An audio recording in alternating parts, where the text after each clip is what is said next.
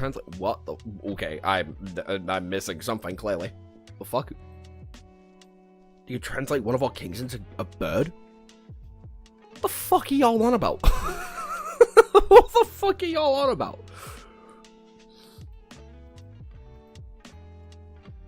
I'm too scared to ask, actually.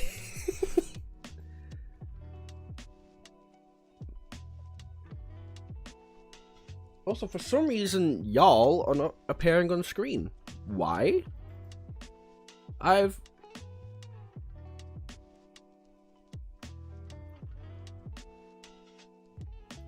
There we go. Albanian history. Got it. Why?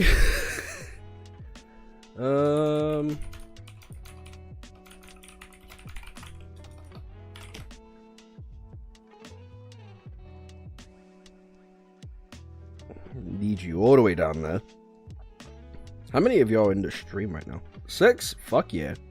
For a random ass stream, that ain't that bad.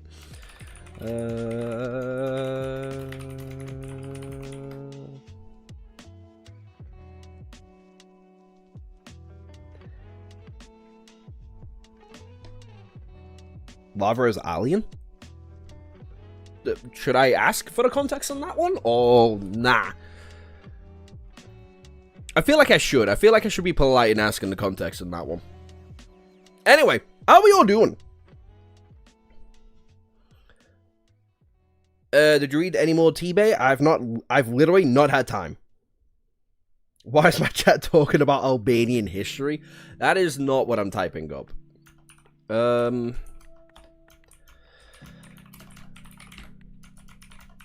I'm actually doing the hashtags because I completely blanked out. I'm not lying. I'm on a tight fucking thingy.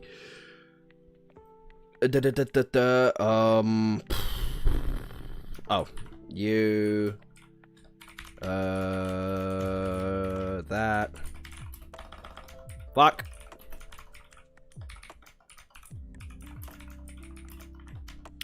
I have no idea if any of this is gonna work because I am doing it at post-production.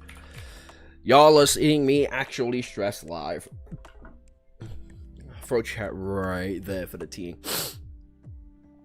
You're confusing Albanian with Biofield there, Magikarp. I see someone agrees with me. Who is agreeing with who? I'm so fucking lost. Blue bar romance. Fuck it. What? No. And you know what? Fuck it. We'll leave it there. Hopefully it's worked. Anyway, we're here. Hi, everyone. How are we all doing? I hope we're all doing pretty fucking good. I'm gonna turn myself down just a tiny bit because I still see myself in the red from y'all complaining about me being quiet yesterday.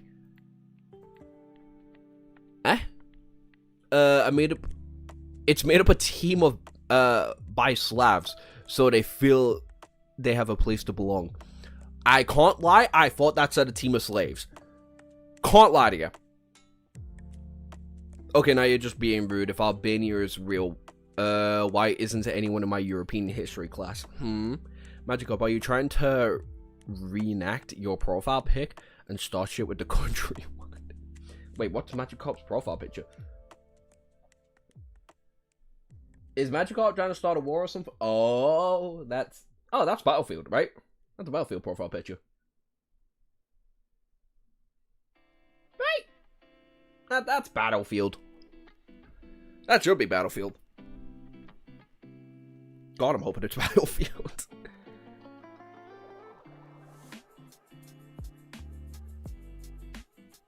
Y'all rainy back there? I'm not gonna ask questions. Anyway.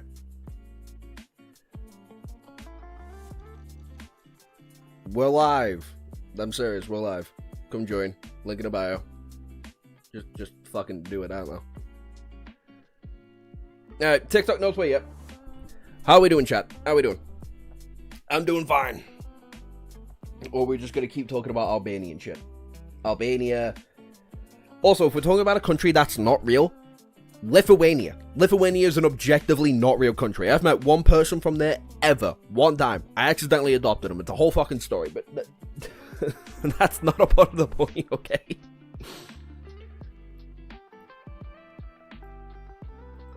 Oh, fuck. How's this gonna work now? Because I'm gonna need to do it like that. Wait. If I do it like this. Oh, yeah, no, that's fine. Ish. Not really. I kind of don't fuck with it like that. I can change the type. Oh. There we go. Do it like that. Then we do it.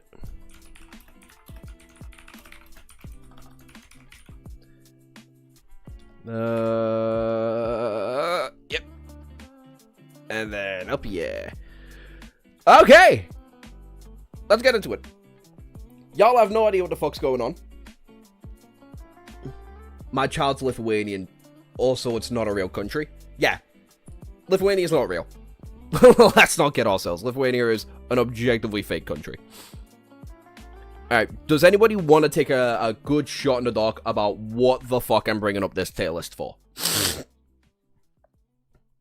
Anybody know why I've set up the beautiful Jack on the Blocks tier list for me on Shadow Slave characters where I'm about currently?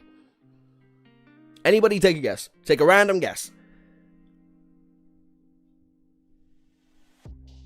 Didn't we already do this? We have a different reason for why this fucking thing is up. And I want to know if anybody actually knows.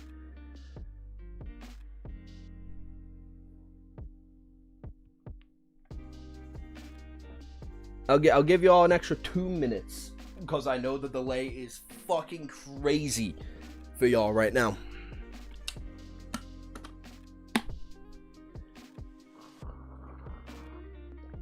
You secretly read 50 I've read so far ahead in a very minuscule amount of free time I've had today.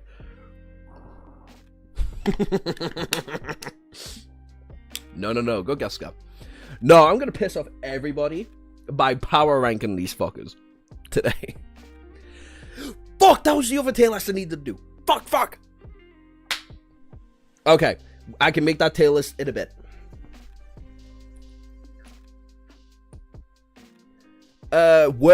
Yeah, fuck. You're ranking them on the respective father's behavior? Fucking hell. Let's bring this fucker up there then. No. We're ranking every fucker here entirely on the capabilities of killing bitches. Okay? Cassie's dad is disappointed in her. Oh my god. So that's part 1 of the tier list. Right, this is going to be strength oriented. Then, if we go into this one, I'm going to be ranking shit that I have. Wait, is this shit I've read? Yeah, this is shit that I have read. And I'm going to try my best to explain the thought process on a lot of it. Lost connection for a second. I'm back. I'm Magic Up. This is everything I've read. We're going to tell us that. This is everything I'm about to read or anticipating reading within the next 50 chapters.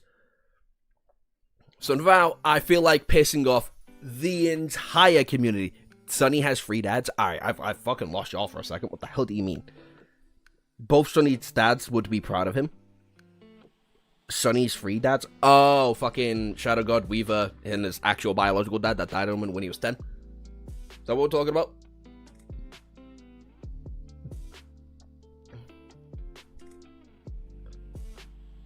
If that's what we're talking about, then yeah, I guess Sunny does have 3 dads. And I feel like all 3 of them will be proud of him so far.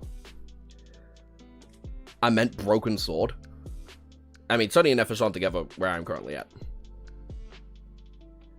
Reverend Insanity is overrated. Super hard. But I also agree with you. Yes. Okay. Anyway, let's piss everybody off. Let's piss everybody off currently. I got 2 screens and I tried so hard to move my mouth, but I was actually looking at Josh's mouse on stream. I'm sorry. Sorry, Arlen. I didn't mean to confuse you yet there. Ugh. Wait, are we counting father-in-law? I mean, I guess. Why wouldn't we? You have you have scurvy? Oh my god.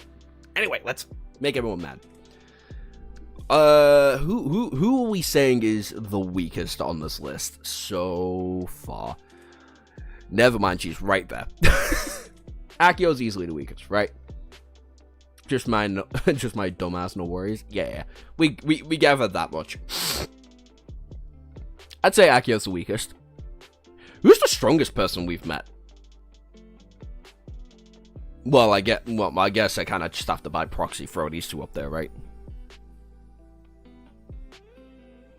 Okay, then Sunny has 4 dads. Oh, yeah, that is true. Kasa did die as a dreamer, didn't he? I've definitely got him above Akio regardless.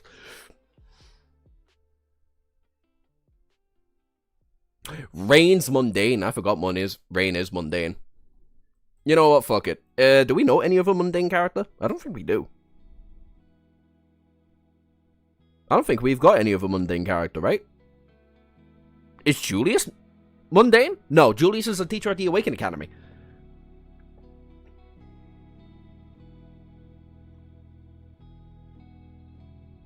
Yeah, no, I've got a fully saturated so-called dreamer caster beating the absolute like dog snot out of Akio completely. Whoa. Let's add a row above, because let's be fair here. Akio is truly, I don't like to spell, and attracting strays like it's no one's business. Secretly divine, obviously. A volume ago, Effie would have been disabled. Kaya B because he doesn't like killing people, but he's good at killing people. That's the issue. Guy is really good at killing people. I'll add a row below as well. Row below. Mundane. Sorry, Rain. You kind of gotta go there. Is that the same kind of green or nah? Nah? Good. And then, I don't know. Fucking dark gray for the gods, because why not? Akio. And you. Dreamer Caster would probably beat most normal Awakened, lol. Caster is really fucking strong. I've got both. I kind of got both of the 9 members that we know of right now really fucking high. I've also got Elias fairly high, actually. I feel like I would put Elias here, right? You know what? Let's even everything out. Akio is, like, pathetic. Akio's pathetic, right? Might be Awakened, but she's weak as shit.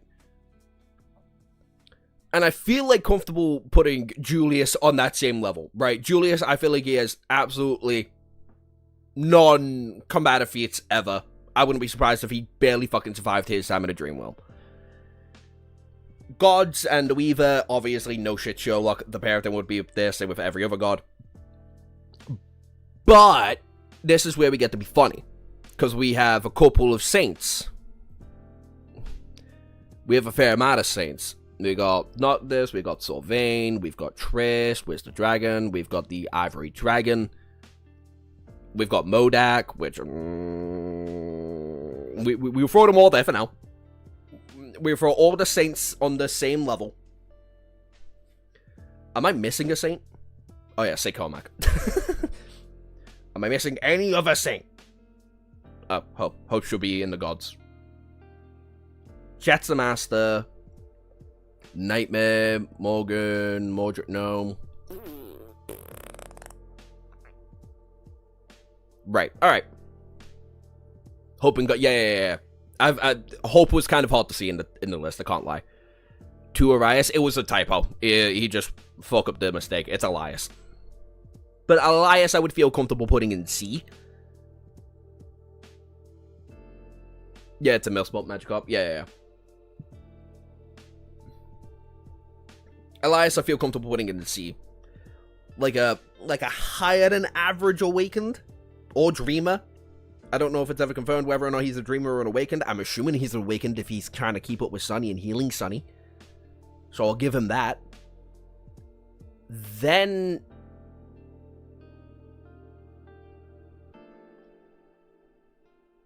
Gunlog?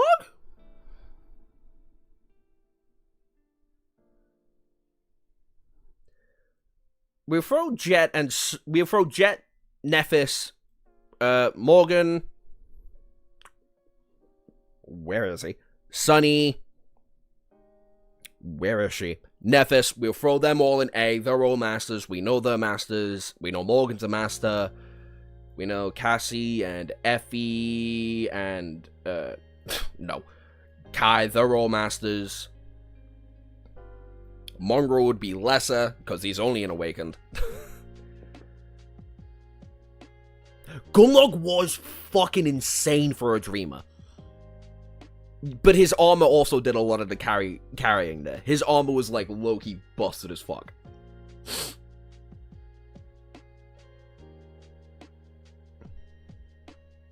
I actually don't have a problem. I really don't have a problem with how I put everybody in A. A transcendent echo. Yeah, exactly. It was also giving Nephis the run of her life. So there's that too. The shadow chair is beyond gods. From those two there. I don't care if Sunny's made them. Y'all piss me off the shadow chair. I don't care. Don't forget to do that, by the way, if you're new. Don't forget to do that. And like the stream if you haven't. Anyway. The Rock cures corruption. He made a giant axe instead of a shield and sword, like someone with a brain.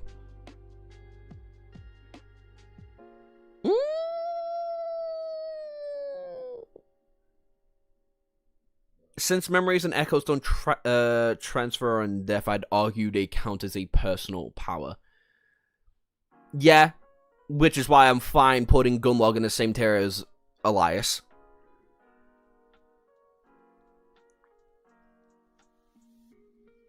I'm more than fine putting Elias and the Gunlog in the same tier. If Elias is actually an awakened, then I'm fine putting him with the Gunlog. But the Gunlog, I would say, is stronger. Oh, yeah, right. Ronan's a master. Forgot about that. My bad. I completely forgot the Rowan's a master. I'd feel comfortable doing that. From what I understand, he's been a master for a very long time. Probably not as long as... No, he's probably been a master about the same amount of time as Triss has been a saint, if I had to guess. How far do you think the 9 go in Ascension? I think these two are probably disgusting. I'm not gonna lie. If this fucker is talking about slaying or slitting the throat of a god, he's probably... It's probably...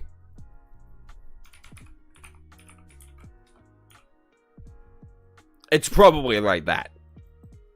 I spelled ambiguous wrong.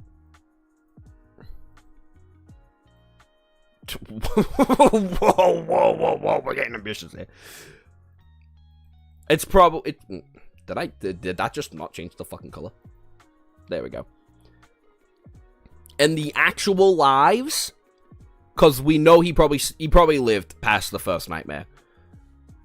He's probably the reason why Sunny got, like, such the highest level kind of ranking he got in his nightmare. We don't have any feats for Oro. That's true. But we also only known Oro as an awakened. So he's probably around here. Like, honest to God, he's probably around there.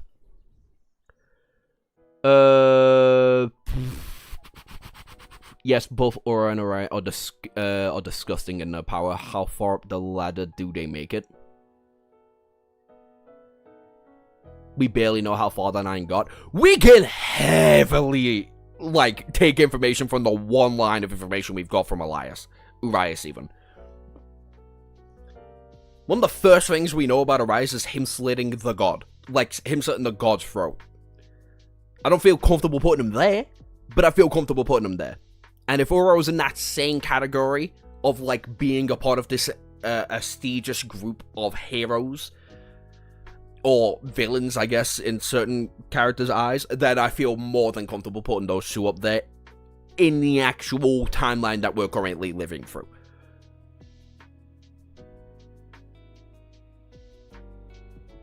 We know Arias' rank. Don't fucking tell me. I don't need to know. That's why they're in ambiguous.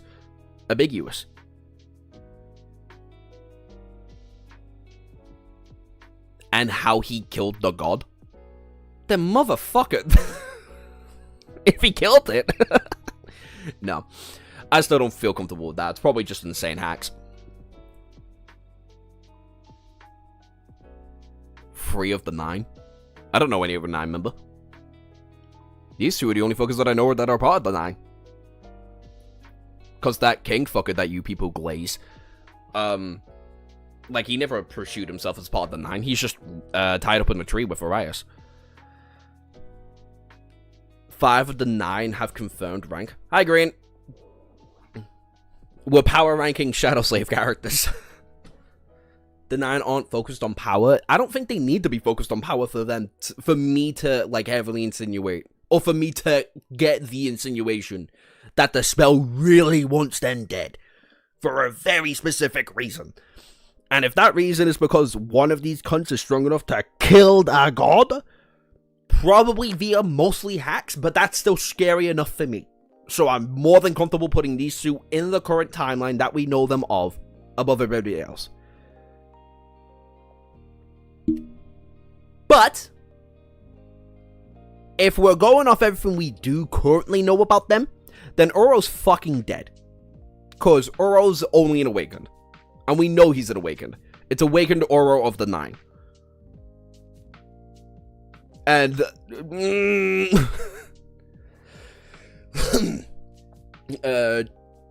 which Josh knows nothing out at this point, so let's keep it calm, people. Yeah, exactly. It's fun to speculate. It's fun to talk about. There's a reason I keep talking about this goddamn series. I don't know which one I'm missing, but alright. Anyway, we should probably start organizing a couple of people. Because, oh, Horus. Yeah, we've got Horus. I've probably got Horus above Elias, but below Gunlog, definitely. Caster's also a dreamer, but almost entirely because he's just skill orientated.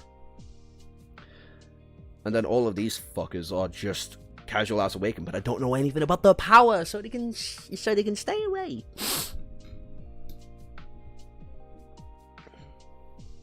If Saints are S, shouldn't there be other ranks for the sovereigns? There's no sovereigns on this list.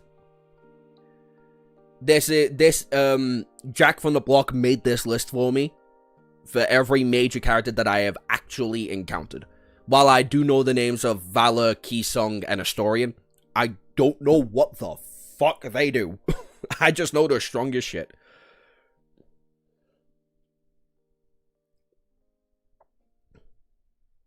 The thing is, we don't have anything on the fucking sea monster. The sea monster is kind of really terrifying. Okay. Let's organize the humans first, okay? Let's go from the bottom to the top. Bottom from the top, okay? Chair, obviously, Rain is above Chair and a Rock. Fuck off, I don't care. The Chair and a, honestly, being realistic.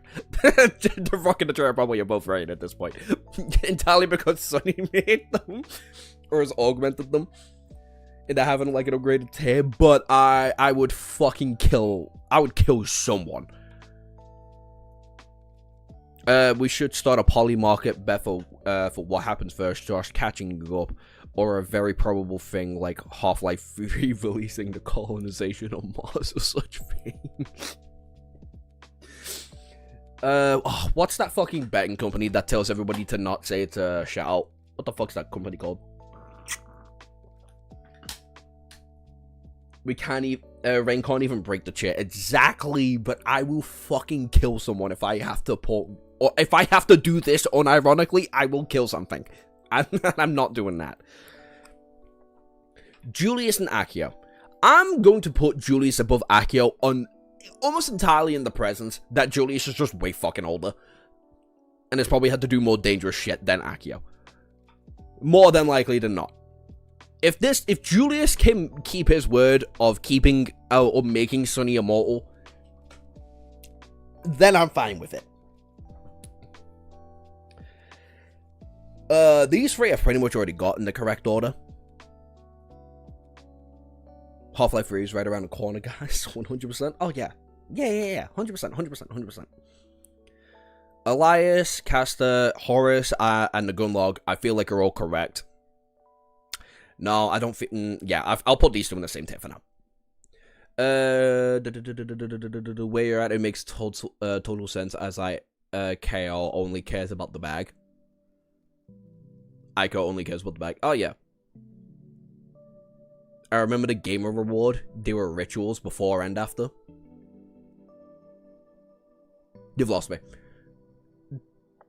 But all of the Forgotten Sure Awakened were considered elite of their rank. Because they weren't awakened. They were dreamers. And like 99% of them probably had a fully saturated core from how many nightmare creatures they've had to kill. And absorb the soul shards off.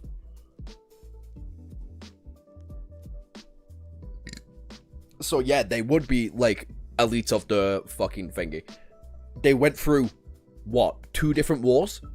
Back to back?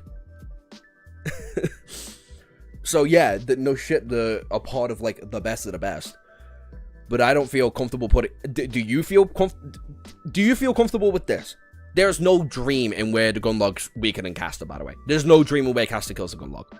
Not one. There isn't one. And you'd be fucking crazy for thinking so.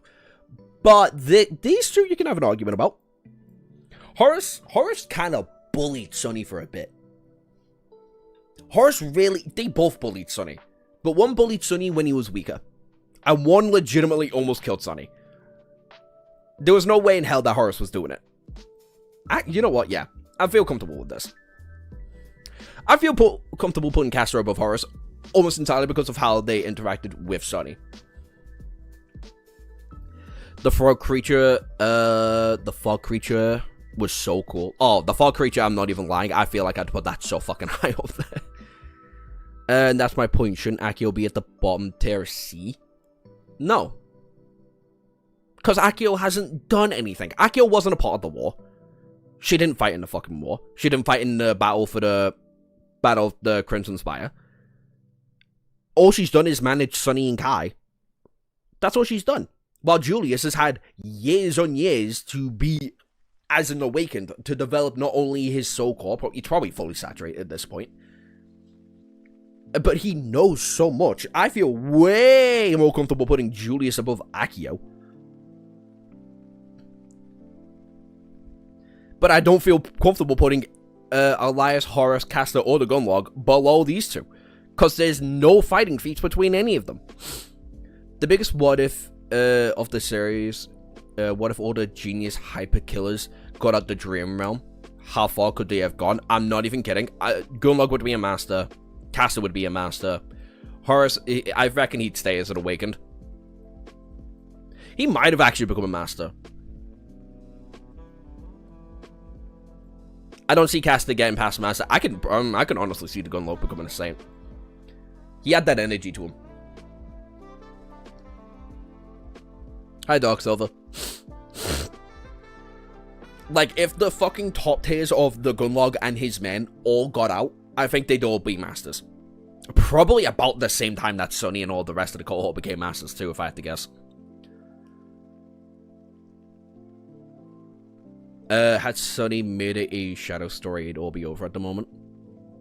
The Gunlog's potential is crazy. The Gunlog's potential, I've been on this fucking shit for a minute. The Gunlog put belt to ass on Nephis. Nephis powered up and she couldn't do shit. She had to fucking rely on hacks, on charms that she had gotten when raiding the fucking Forgotten Shore. Bear in mind that she was losing that fight. Clear and simple. There was nothing Nephis was doing in that fight with 2 fully saturated soul cores, by the way. 2. The Gunlog probably only had one. We know he only had one.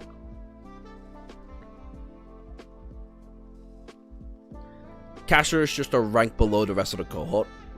No, Caster died a mundane. Caster died a dreamer. Yeah, that first echo was missed. Yeah. The Gunlog would have been hell of an asset for the clan Nightwalker. That too! He would be rich! He'd be rich and well respected because his ability is incredible! It's so fucking useful. Also, knowing how he had to traverse the Forgotten Shore that we know for sure was filled with horrors and he survived it all. Learning how to get the remains, learning how to go through the Forgotten Shore, it would have been fucking useful. I am more than confident in the idea that the Gunlog would have been either a fucking master for the Nightworkers or one of the very few saints on their side. More than comfortable with that. I also kept him up there. My bad. But they're all fucking dreamers. None of them left the Forgotten Shore. So they're all in C tier, which sucks. Also, didn't G3 say that the First Lord was humanity's biggest loss? I have no fucking idea what G3 said. The only thing I know G3 has ever confirmed was my theory on Sonny losing his fate to the vile thieving bird ages ago. The first Bright Lord was the biggest what if for real. Oh, that's true.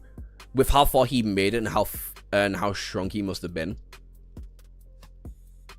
He must have been the knowledge of Cassie and the power of 2 divine aspects. The first Bright Lord was probably a master. He probably ascended naturally, if I had to take a guess. I'll use the Gunlog, or I'll use Creepy, right? No, I won't. I'll use Haughty as the first Bright Lord. If I had to take a guess, I would probably put the first Bright Lord there.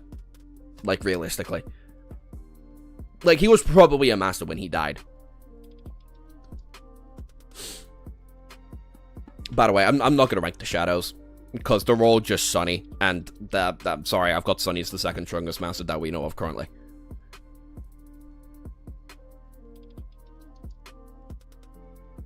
He was a sleeper? Well, everyone we know of in the Forgotten Shore within 20 years, or within the last, like, 10 years or so, we know were from the real realm. And we know the first Bright Lord was originally from the Forgotten Shore.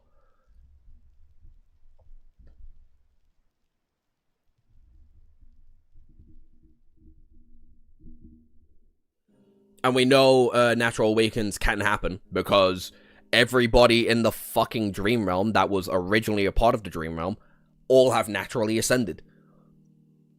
They'd all gained, like, partages of the Dream spell somehow. I don't know how, but we know it's possible. He was a sleeper. If he was an awakening, he could have repaired the armor he abandoned. Could he? Josh, no one really knows how they ascended naturally until the client tells someone.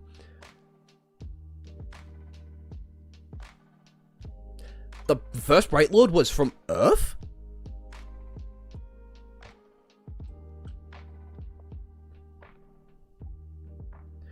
Okay, then that changes a lot then. Fuck, that changes a lot then. Shit, how strong is he? Whoa, that changes a lot if he's from Earth.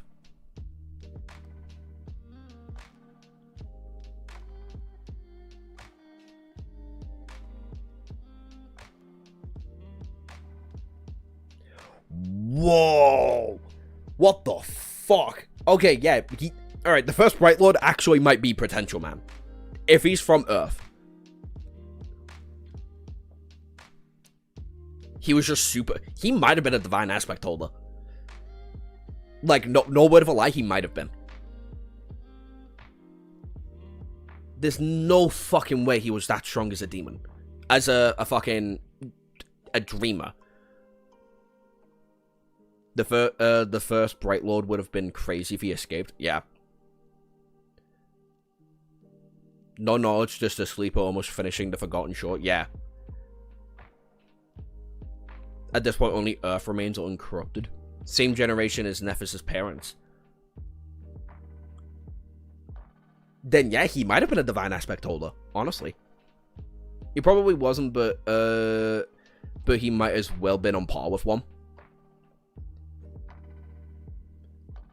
That's a spoiler, alright? Oh, okay. Anyway, enough of the fucking first Bright Lord. That is insane information, though. If he's from Earth and is part of, like, Nephis' parents' generation, so he'd be, what? Late 40s, 50s, give or take? That's crazy. That's insane. Anyway. These four I've gotten about there.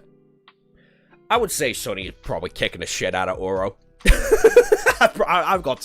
I've got Mongrel kicking the living dog shit out of Oro if they're both awakened. Like, right before entering his second nightmare scene, I've got Sonny beating the actual snot piss out of Oro. Entirely because I've got Sonny beating the dog piss out of everybody that isn't Mordred or Nephis as awakened.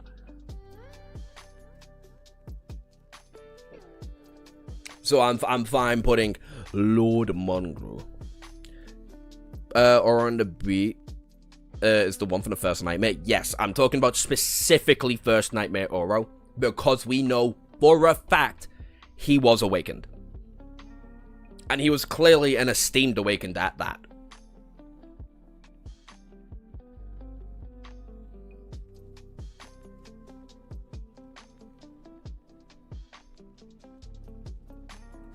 Wait a minute, I just realized what you just said then. Oro on the B rank is the one from the first nightmare. So we see Oro again. Interesting. Then that confirms my suspicion that he should be up there. But for now, first nightmare Oro, I've got weaker than Sonny. As Mongrel. Oh yeah, probably. If it's straight... Actually, do I? I don't think so. Well, first things first, we don't know shit about Oro. I need to establish that now. We literally don't know fuck all and anything about Oro from the first nightmare. We just know that he was highly esteemed and was clearly a good fighter, enough to be esteemed as an awakened. Mongrel B, because the last time we see Mongrel, he's an awakened. Not a master. Unlike a certain someone. I fucking, you know what?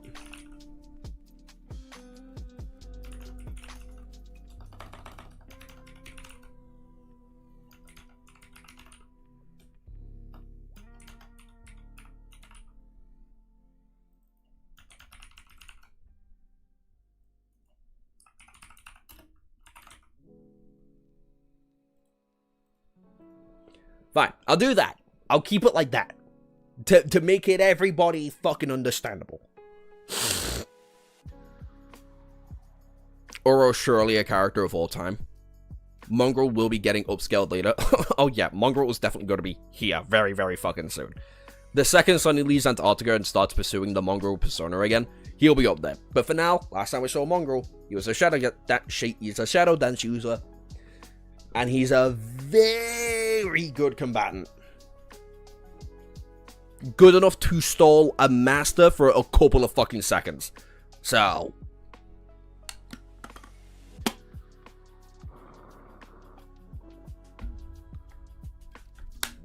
An awakened that stopped a whole gate. Yeah, that is true. Low-key puns and it's just Ray Mage being at the moment. Like the Hunter x Hunter thumbnail. Oh, y'all are not gonna like my... No, Hunter x Hunter's not here. I've got Hunter x Hunter there on the shit I'm about to read. Like my anticipation list, pretty much. Y'all are not gonna like my opinion on that one. If you're a Hunter x Hunter fan at the very least. Anyway. Who do you think the strongest master in the verse is currently? Every master that we know of right now, I think Jet's the strongest. I think out of the... Like, I look at my masters list, I'm not complaining about it. I would say it goes Jet, Sonny, Mordred, Nephis, Morgan, Rowan, Cassie, Effie, Kai. I feel kind of comfortable with that. I feel kind of comfortable. No, I'll stop downplaying Cassie. Cassie being able to feel the senses of everybody else around is kind of fucking crazy. I feel like Kaya is stronger than Effie, to be honest. His essential abilities is crazy OP. Effie's more of a support, buffing everyone. Yeah, I didn't want to say anything. But that is kind of fucking crazy. Being able to sing or just speak louder than usual and be able to just fucking control everybody is insane work.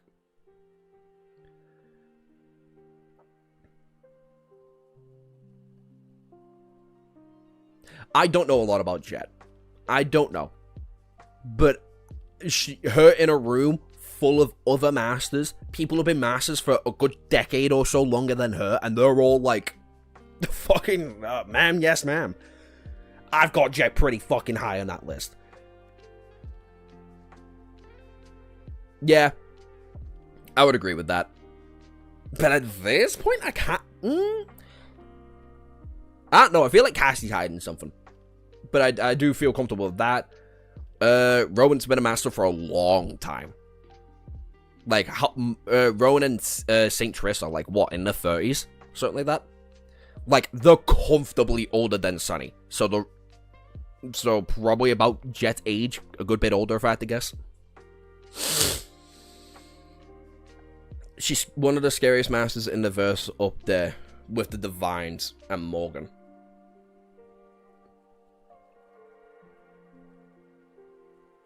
He beats Jet too? I don't know about that. Hey, in the second nightmare, does Noctis mention the other kind of sorcery other than the runes and weaving? We know true name. Yeah, true names is a sorcery. Hope sorcery, which is runic sorcery, and weaving. That's the only three kind of sorceries that I know of. I'm assuming that comment was deleted. Yep. Exactly, and what if the others don't have tools or abilities or kind of play? Like the ability to gain a transformation in a pincushion. What? Alright, look. This is the thing. Kai just flies up and shoots Jet from sky high. Okay. He mentioned divine sorcery as well as, like, knives. Well, I just know of 3 different fucking sorceries. I don't know what the fucking knives are made out of.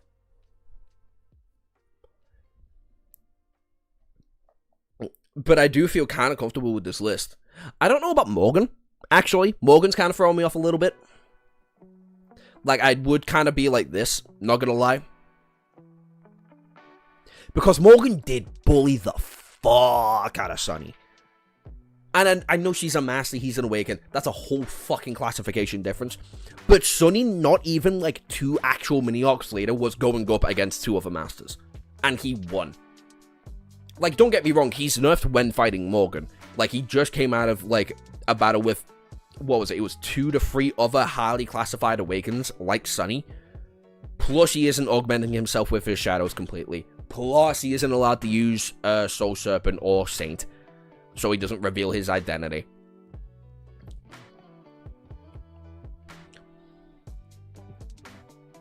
But it's also kind of heavily implied when she goes to meet Sunny and Cassie within the academy that Clan Valor at least hold her to a high pristine thing, regardless of being Anvil's daughter.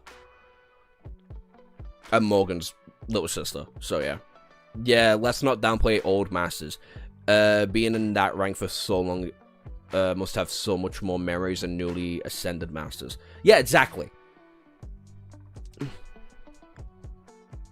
Morgan is actually really strong, but Sunny's insane as a master. We haven't seen what Sunny can do, though. Sunny hasn't... Look.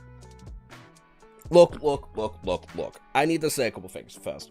First of all, right? First and foremost, if you're new to the stream and you haven't liked it, what the fuck are you doing? Go hit the like button on the stream so more people can participate in these. Second of all, I know Sunny's gonna be a fucking demon. Okay? I've had names spelled in my comment section for a while now. The Demon of Antarctica. I know that's a name that's about to come up, thanks TikTok. I know what kind of monster he's gonna be. But as of right now, he's a newly freshened master. He still isn't completely used to shadow manifestation. He hasn't gotten used to the range of how far Shadow Step can go. That and Soul Serpent, Saint, and Nightmare, where is he? Nightmare, are all strong as shit too. And he just has them in the bag. You know what, yeah. You know what, I'll keep Morgan below the other. I'll do that. Because Nephis is still very fucking new.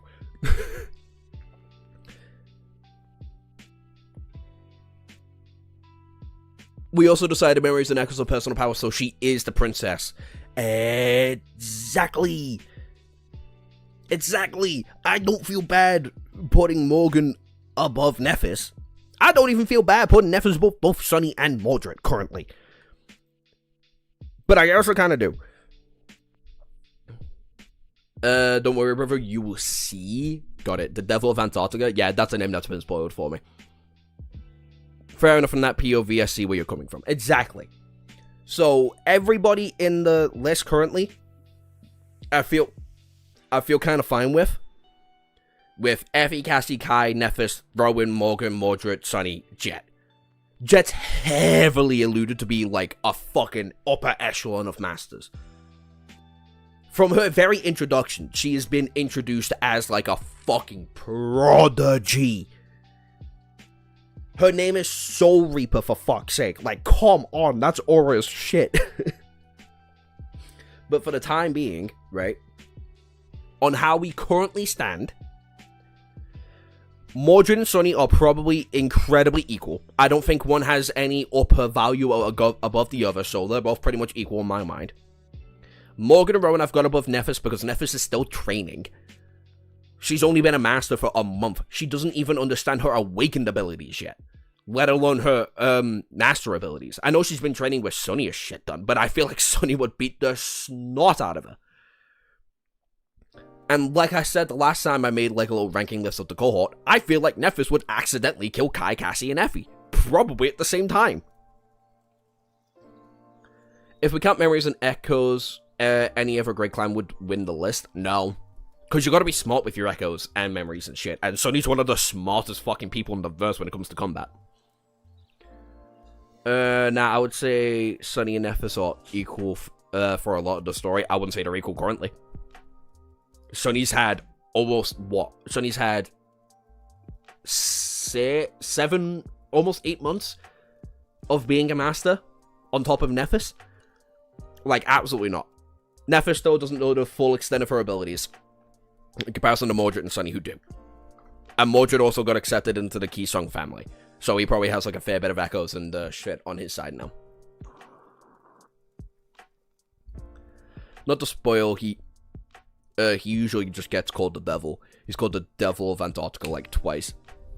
Yeah. What if I drop a Supreme Echo? The fuck is Sunny gonna do? What the fuck is anybody on this list gonna do? Like, what rank is a Supreme? Like, rank 5? A Supreme Echo would kill pretty much all of the other Saints on this list. A Supreme is 5, right? I'm not getting that mixed up.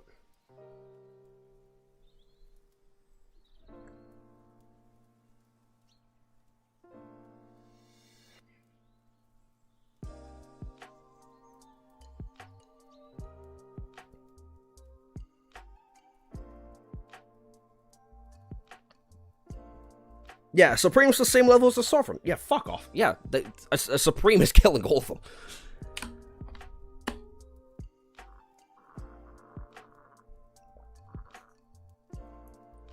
Nah, Saints can fight Supreme Echoes. And yes, it is 5. Yeah. Yeah, Awaken, Master, Saint, Supreme.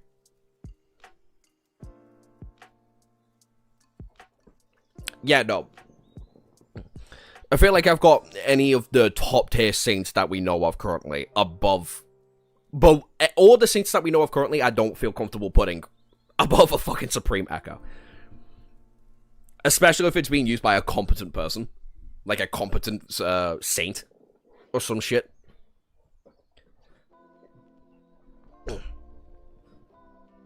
Supreme is the least balanced rank in the verse. Actually, a Saint would win because of spoiler. Look, dog. I don't care. I'm going off my current information, and my current information tells me that Saints aren't stronger than Supremes. Anyway, Masters, I feel comfortable putting them where they are currently. Right? Effie, Cassie, Kai, Nefesh, Rowan, Morgan, Mordred, Sunny, Jet. All of them, I feel comfortable with from what the narrative has told me currently to how everything's been alluded to currently as well, with Nefesh still being new, Rowan and Jet being older, but masters. Jet even calling herself like a prodigy for being a master and shit. Sunny, Mordred being divine aspect holders, and they're both fucking ludicrous. Morgan's been a master for a long ass time and is part of the divine lineage. Like, yeah. You're missing the Ivory brother, the big metal boy. I'm not gonna lie to you, brother. I don't got him that high in the Saints list. I don't. I really fucking don't. He got jumped by Effie and died. But I will say this, though. I've probably put the Saints like this, realistically. I would say go Saint Cormac, Saint Triss. Those two literally fought. Triss won it. Triss won it, and she kind of bullied him for it. Madoc. See, as a Saint, he already goes above Morgan, but if he's been the fill-in voice for Valor, then I'm assuming there might be some sort of blood relation there. I can't remember if we get told verbatim, or if you guys told me he was Valor's brother.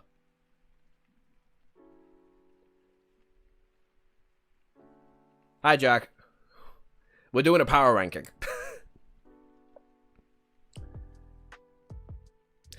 Alright, that is the thing though. He is heavily nerfed. We're ranking them based on strength? Yes.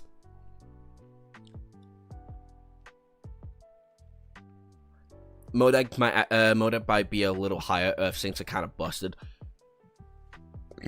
Him being the fucking voice in for Valor kind of makes me want to do it like this. But these three fuckers have been alive for a long time. A really, really, really long time. Who the fuck is Madoc again? I can't remember if you guys told me or if Sunny had a discussion about it. I told you he's Valor's brother like 3 streams ago. Yeah. And Ville's brother.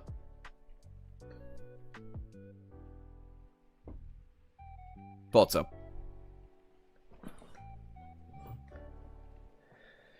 Yeah, we know for a fact that both Noctis and Sylvain are bare minimum 500 years old. Same with the Servrax. And these two have literal blood ties to the gods. Which I made a whole fucking video about, talking about how I think Noctis and Servrax actually might be divine aspect holders. But that's a completely different idea entirely. And that also might be because I also think that Noctis is a part of the fucking magic system, actually a part of the spell entirely. But again, that's a completely different discussion that I don't want you people bothering me about. I'm talking about raw fucking strength. Okay, I'm talking about strength, I'm talking about aspect abilities, I'm talking about, like, what the flaws and the general boosts are, like, the average dragon being more powerful than the sun. Noctis being nerfed when fighting Sylvain. But all of the Chain Lords have been Saints, from what I understand, for many, many, many, many, many years. And we know 2 of them have literal divine bloodlines. Like Morgan and fucking Mordred.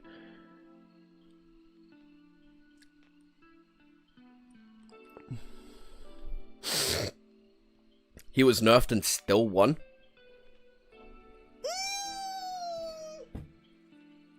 He did have a busted ass creature growing inside of his stomach.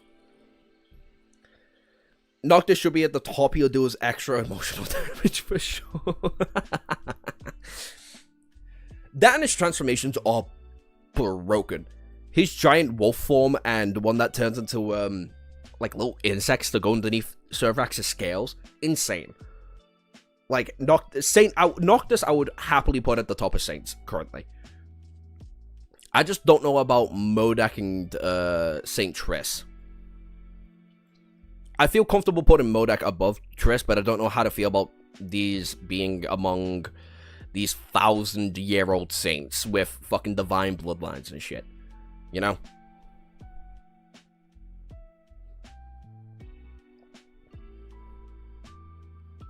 Also, we did, right, I completely forgot to mention this.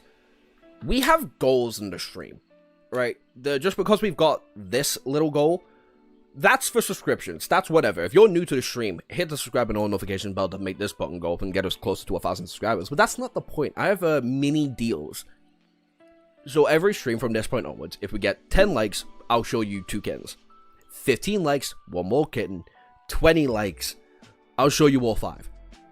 And we're at 13 likes, and I didn't notice. So I'll bring you 2 kittens right now. So hit the like button if you want to see more.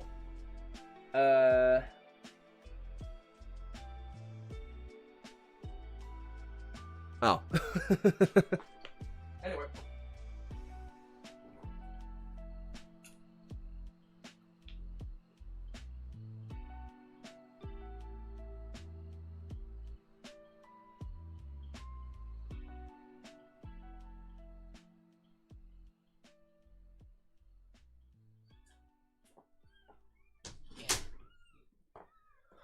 Two kittens.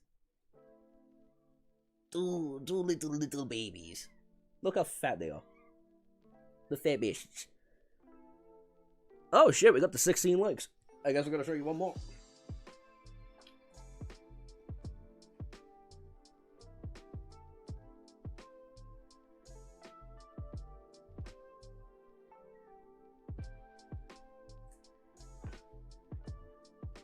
And here's the last one. For now. This one's my favorite so far. Her and the black one are fucking adorable. No, do you like my hair, little one? You're adorable.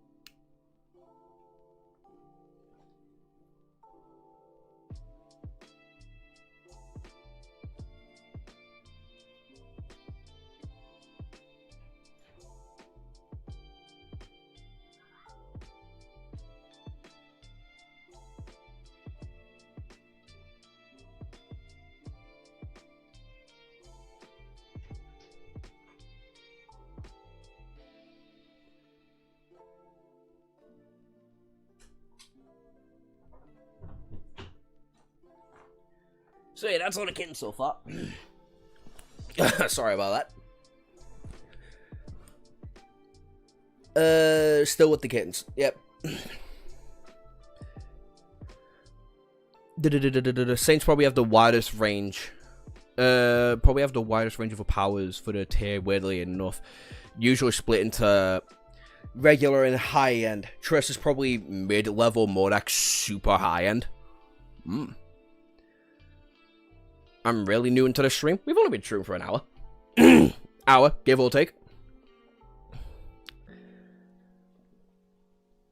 I didn't know when Joshua would start. That's fair, but I also did put the stream on for like an hour before you came here. So you have no choice. At the Google win 7:30 is in Britain. Yeah, that's my bad. Hey Josh, what's your opinion on that? Apparently they aren't bad aspects, just bad users. I think it was G3 who said it. Yeah, I believe it.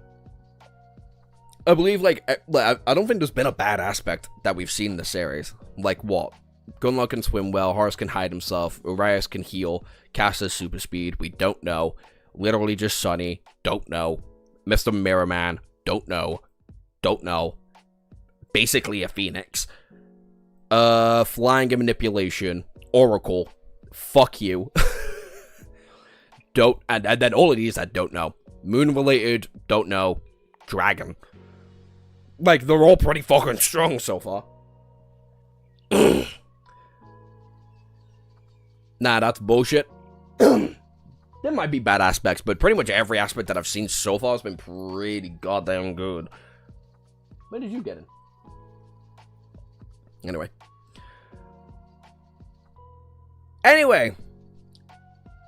Should we do the monsters? Should we do the monsters? Spoiler, someone could double jump in the future. That's fucking silly. Anyway, let's do the monsters. Fallen Knight, you can go all the way back there, who cares?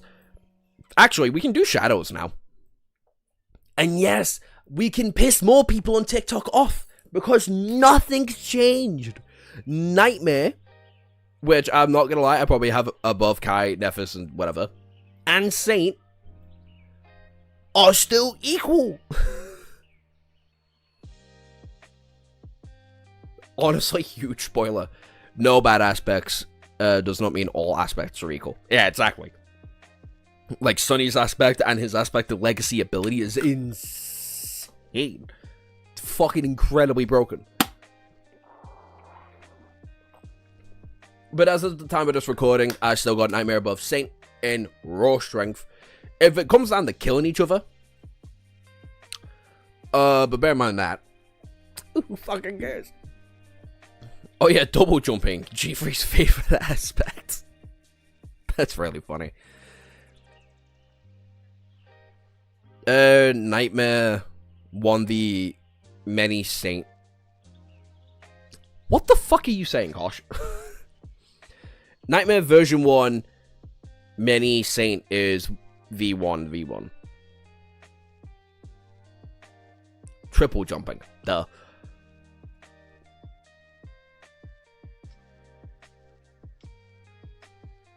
Yeah, it's just that Saint will always be the GOAT. Yeah. If we're not in raw strength, Saint's stronger? I don't fucking think so.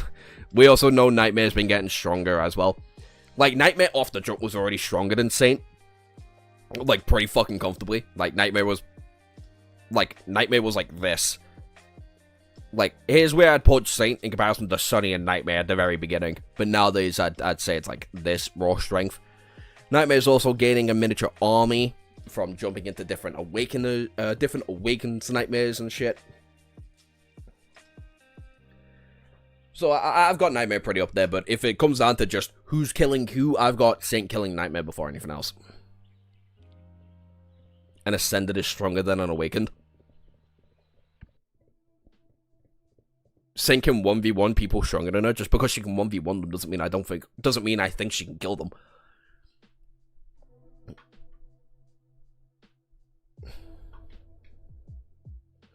Like, I think if Sunny and Saint had a 1v1 right now, I don't think Saint's coming out of that alive. She can do it, and she'd bring fucking Sunny a good run for his money, but yeah. What rank is Saint at your point? I have no fucking idea.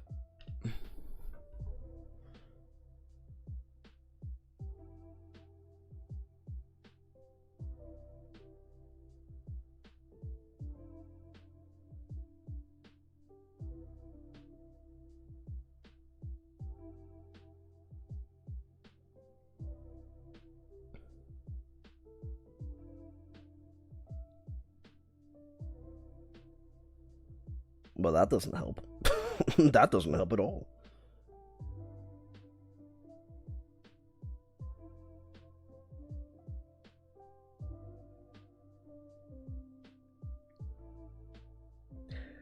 Saint is ascended after the second Nightmare. But Saint's been ascended for a while now, ain't she? It isn't an army, it's something much cooler. Okay, fair enough. Regardless, Saint's been ascended for a while. Saint's been ascended after the death of the Black Knight, which I'll just throw him there for the time being. But even then, when she was still she was an ascended in the second Nightmare. And her and Soul Serpent got fucking bullied. Ascended actually should be an ascended now, because Sunny's an ascended.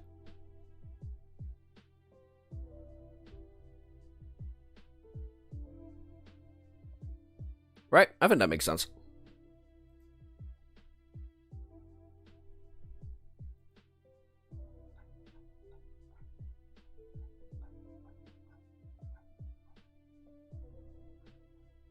Yeah. Wait, I just realized I just left Serpent there. No, I think Serpent's the weakest shadow so far. I don't think Serpent has a transformation that can kill Nightmare.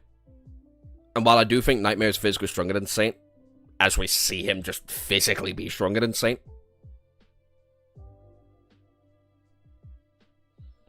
Serpent alone does not beat most masters though, right? That's what I'm kind of thinking, because Serpent had really struggled against a couple Awakened.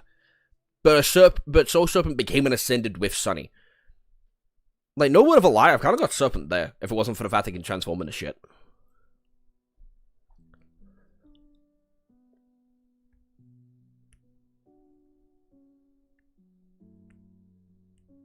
Yeah, thought so.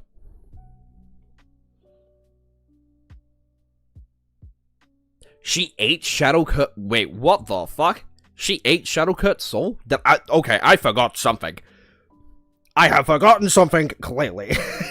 What the fuck?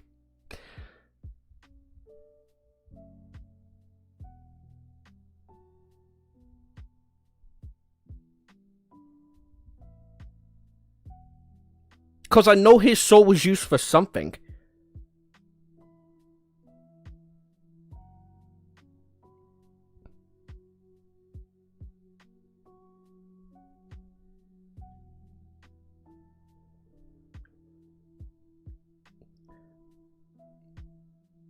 Yeah, she became an awakened demon after consuming the fallen Black Knight.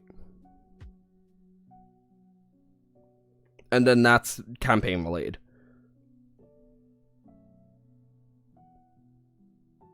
But from what I understand, she's been an awakened demon for a while. Sonny got an echo from Kurt and he did not want to keep it, so he fed it to Saint. And that's how Saint became a demon, not a devil.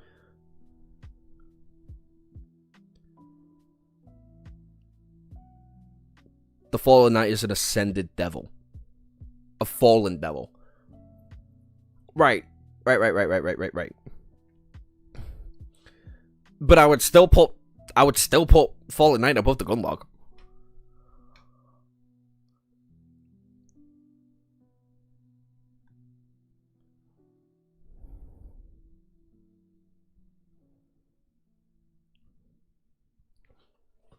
Like, I don't think that's insane to say. It took the entire cohort, who all, like, half of them had, like, fully saturated soul calls at the time to fucking beat the cunt.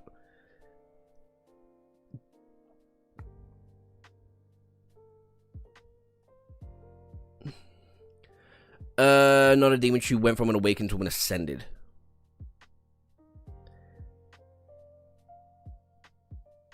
It made her into a new rank. Okay. So she's an ascended demon, but when she was an ascended demon, now she's an ascended devil. She came ascended after eating Kirk. Her rank increased with memories. Her class increases when she's eating things like the Fallen Devil. Right. Okay, that all happened before the second nightmare. And she still got bodied. It's narratively implied that they're similar in strength now. It's only because Saint is like Sonny's right-hand man.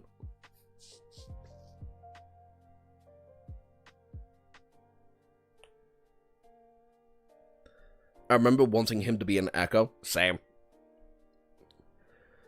Sonny couldn't 1v1 the Fallen Knight, so why is he an Awakened tier? Because the Gunlog, Caster, and everybody else wouldn't be able to fight the Fallen Knight? What? It doesn't, alright, it doesn't fucking matter, because Saint's still losing to every other master above her. She's losing to Nephis, she's losing to Rowan, Morgan, Mordred, Sonny, and Jet.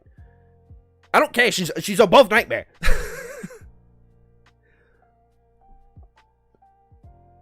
They never fought. How did she get bodied? Because her and Soul Serpent got fucking plowed through as Nightmare was going towards Sonny when they entered back into the regular Dreamscape world, rather than the Nightmare realm that Nightmare and Sonny were previously fighting in. That's why. She also just couldn't keep up with the pair of them, like, at all. And Nightmare did equally as well against the Awakened as Saint did. Sunny came in to kill Serpent's Prey. Nightmare fucking crushed the skull of one of them easily. And Saint, I think, was fighting the other Master at the time. I think it was a Master at the time. Or one of the other stronger Awakened, and she won that fight. That's how. So, currently, I do have it Serpent, Nightmare, Saint. Because Serpent Serpent just isn't that strong.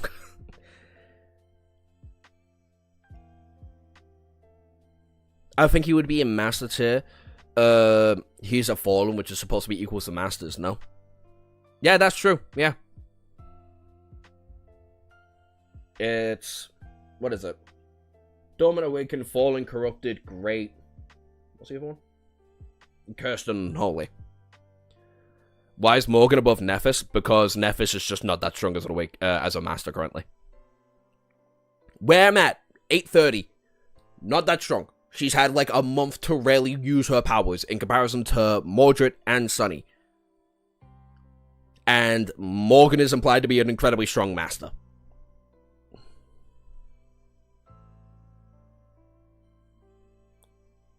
And we also did consider memories and echoes a part of like personal usage, which Morgan being a part of Clan Valor, a clan known for making shit. You know, so Saint is weak to jumpings. Everybody's kind of weak to a jumping. Nightmare is immune. Nightmare does have a lot of resistances. Gotta give him that. But Saint's also just fucking strong.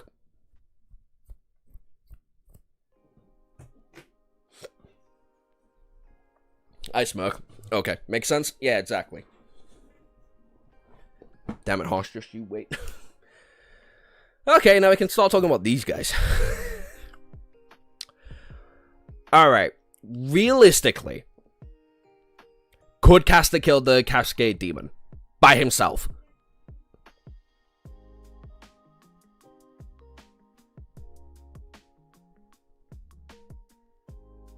You should do an aura ranking. A different time. When I get to 1,000 chapters, I'll do aura. I'll do that. But for the time being... God, we've been on the sailors for an hour. But for the time being... Would we say Caster could beat the Cascade Demon? Because I don't think so. I think the Gunlook could do it. I don't think Caster could do it. What level was the demon? It was a...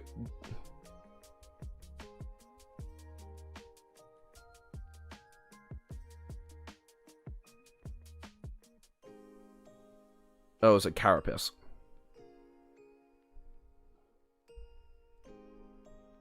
Caster fully saturated? Absolutely. Same time Sunny and Nephis did? Nah. But yeah, that's what I'm asking. I'm asking a fully saturated so-called Caster, which he is at the end, by the time he dies. Could he beat a Cascade Demon? Which I don't know. Even if he's as fast as Flash, his fist would shatter trying to punch it at that speed. Yeah, that's what I'm Googling now. It's an awakened demon. Apparently. It's an awakened demon class.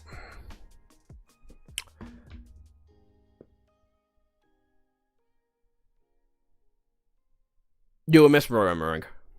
Awakened demon.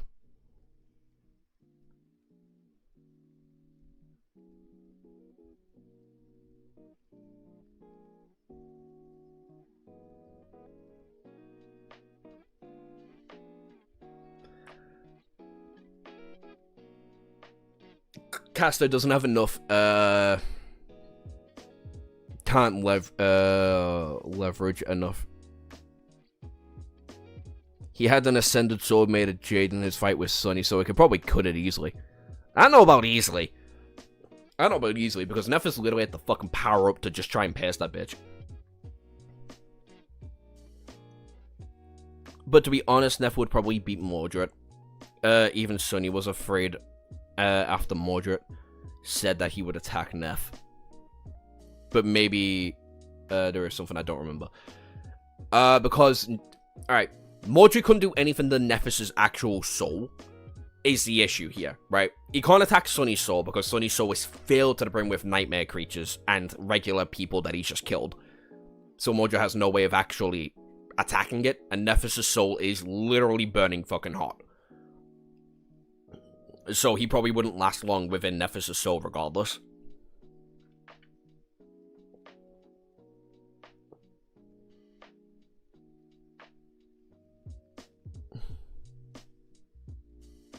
I just realized, why doesn't Mordred have a body?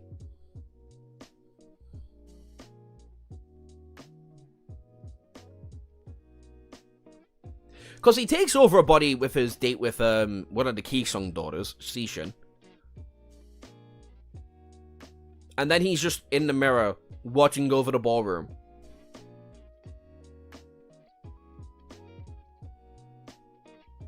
Does Mordred not have his body?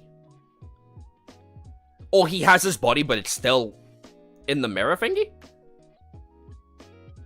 He does have a body. The divine aspect holders have the soul defense? Yeah.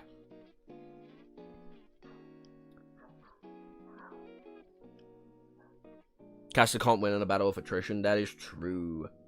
Caster really can't stall out a battle. That's his actual body? I thought that was the body... I thought it was... Like, the way it was described, it sounded like a body who was just taken over.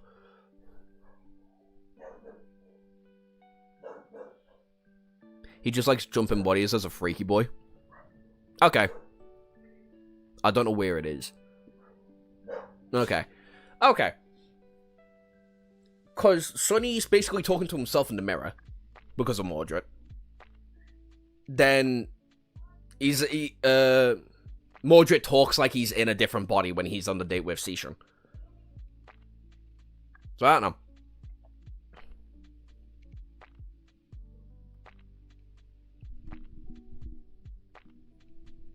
It was not his body. I fucking thought so.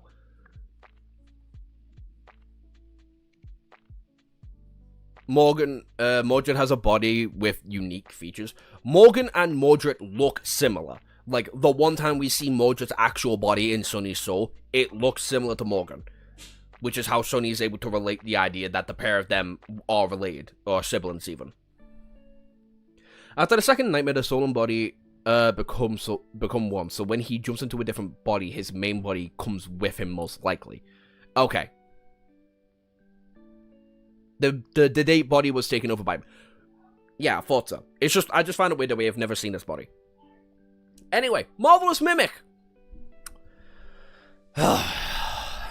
Marvelous Mimic. Fuck's sake. Oh, Mountain King. And Sword of Iron Tree. We'll get to the Mimic. We'll get to the fucking Mimic. Mountain King. Above Oro. That's for sure. We know that, like, 100% certain. The poisoning did basically fuck all and nothing to Oro. And the Mountain King literally needed divine intervention to deal with. Also, the Mountain King's presence literally scared Mordred shitless when he was awakened. Honestly, that doesn't seem too insane. To be fair, the divine aspect holders are clearly the strongest, but I understand your ranking because you lack context for future chapters. That and Nephis is still bad at using her abilities. Morgan's been a master for a long time from what we... Morgan's been a master for bare fucking minimum a year. Bare minimum. Probably a lot longer. The Mimic is weak. But what about the Mountain King? The Mountain King is kind of like... The Tyrant is insanely OP. Yeah. Oh, wait, we've got the fucking Mountain King's thingy-me-bob, don't we? Because of the first Nightmare's, like, assessment at the end. So we can, I can look at it.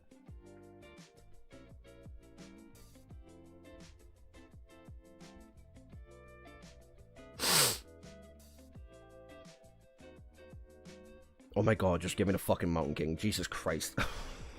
I don't care. I know he comes out alive. Fuck off. Mountain King, an awakened tyrant. Yeah.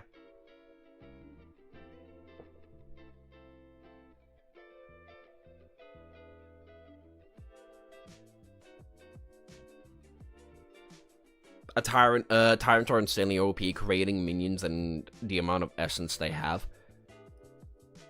Pure Fallen Knight Slender.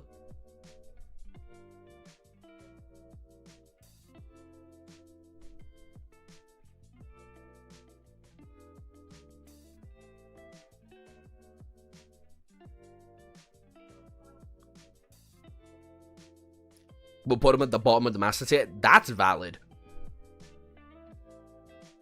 That's valid. I would put him at the bottom of the master tier. Cause he did scare the shit out of Mordred. And he did easily kill Oro. Both of which I would feel more if it's like awakened Mordred. Like Mordred's the strongest awakened we ever see. Like pinpoint period.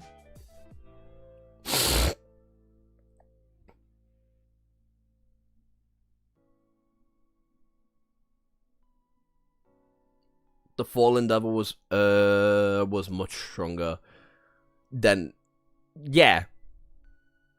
Yes, Sonny did study them, and Sonny also figured out that the Fallen Black Knight's weakness was its sword. We know this, but also the fucker beat. All right, the thing is with the Fallen Knight, the Fallen Knight's beating everybody in sleeper tier because it took literally 5 of the best sleepers there.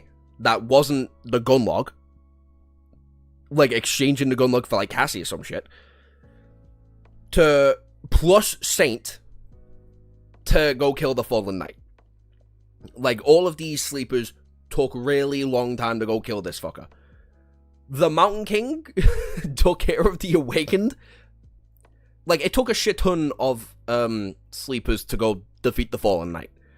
The Mountain King looked at one Awakened, which we also know to be a massive jump in their strength, and bodied him.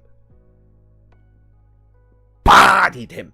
And the strongest Awakened we ever see in the series, probably next to Oro, unironically, made him scared shitless.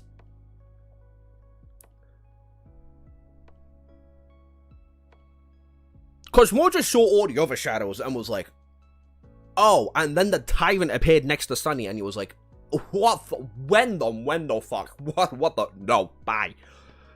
The Tyrant was the last to appear and made Mordred actually go, nope, bye.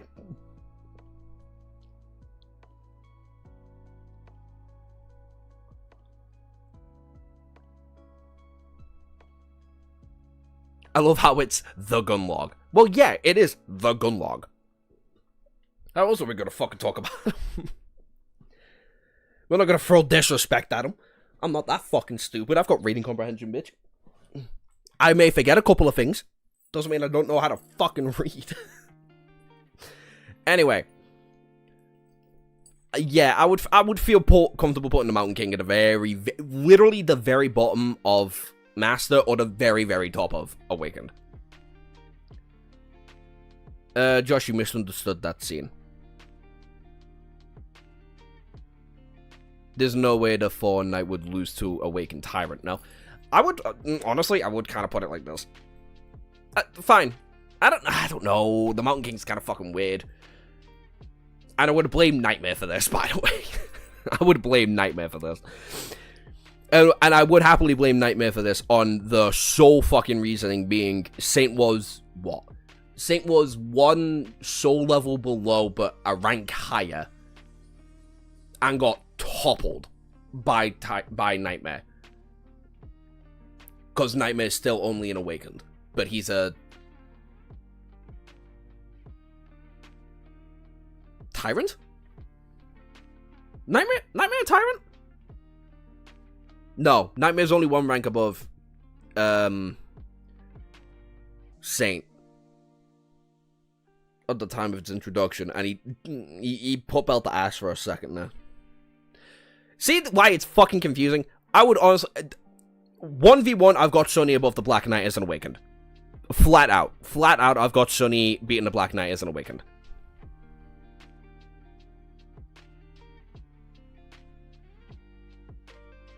Sami, why is there an army of nightmare creatures in your soul sea? Terra? Okay, thank you. Thank you, thank you, thank you. Yeah, he's like one rank, but he's also a soul thing below. Nightmare is a Terra and Satan is a demon. Yeah. Wait. I might be getting the thingies then, wrong then. Fuck off. Shadow Slave ranks.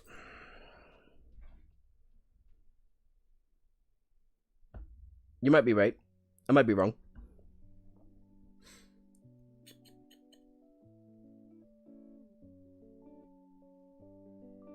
Oh, never mind. He is 3 ranks.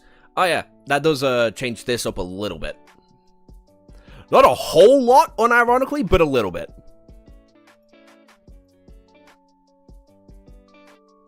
As an Awakened, and the Knight has pure darkness, nah, Sunny's dead. I don't know. Sunny, Soul Serpent, and Saint might put belt the ass on the Fallen Knight. No word of a lie. Plus having 3 shadows wrapped around himself, I think he could do it. And I'd think he'd be fine doing it too. Well, I say fine. He'd probably struggle as much as he did with the Mimic, but... Saint becomes the devil in Antarctica. Beast, Monster, oh my fucking god. Beast, Monster, Demon, Devil, Tyrant, Terror, Titan. You question my my near perfect memory? Yes. I question everybody. Why wouldn't I? Then yeah. Alright. Alright. Chat's convinced me. Oh, that feels terrible. That feels terrible. But it makes sense. I low-key want to put Oro back up there then. Because I don't like the idea of Oro being weaker than the Fallen Knight. I'm still putting Sunny above the fucking Fallen Knight though. With his shadows and his memories, absolutely.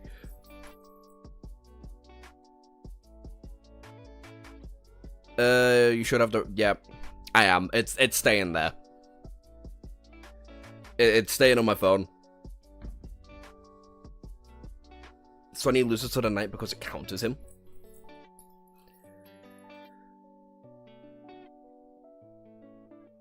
I mean, for as long as Sunny doesn't use the fucking... Lantern, I think he'd be fine, unironically. At the same place at the same time? Then he might be cooked. No. Yeah? No, because he's got the undead armor too. So he can die at least once. It's just gonna hurt like a bitch. Plus his bones are reinforced. I don't know. I think Sunny's doing significantly better. Like, actually winning the fight against the Fallen Knight. Can you remind me again why Jed is above Shrunken and Sunny? Simple, because Jed is heavily implied to be, like, the top echelon of masters, and we've not seen what Sunny can do in Antarctica as a master yet. This is from my perspective. Sunny could be the best master to have ever been a master ever. Jed could be fucking weak sauce. I don't know. But I know Jed isn't weak sauce. Jed is heavily alluded to be one of the strongest masters ever.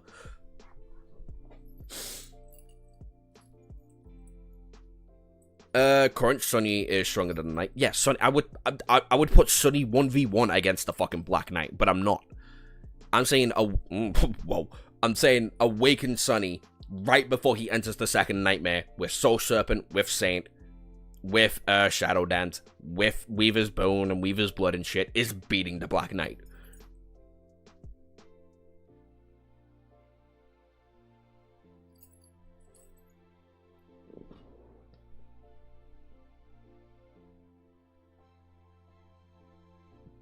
Beat the Fallen... Oh, does Master Cassie beat the Fallen Knight?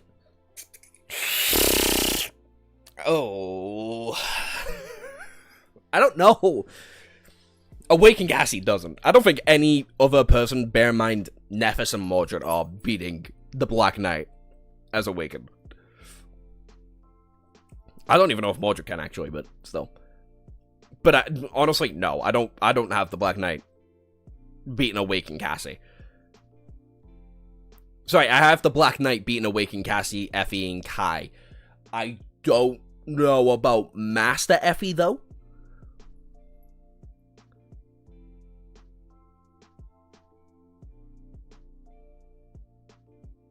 Everyone's saying no quite comfortably. That is concerning.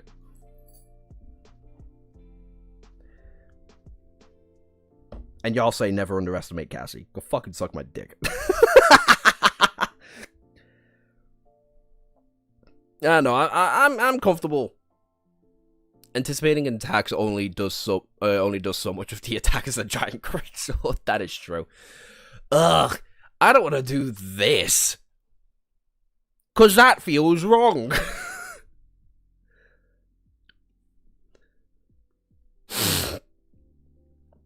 This feels incredibly wrong. 'Cause if we're arguing like that, I don't know what the fuck I can do to it. Effie might be, and I heavy emphasis on the fucking might be able to break the sword.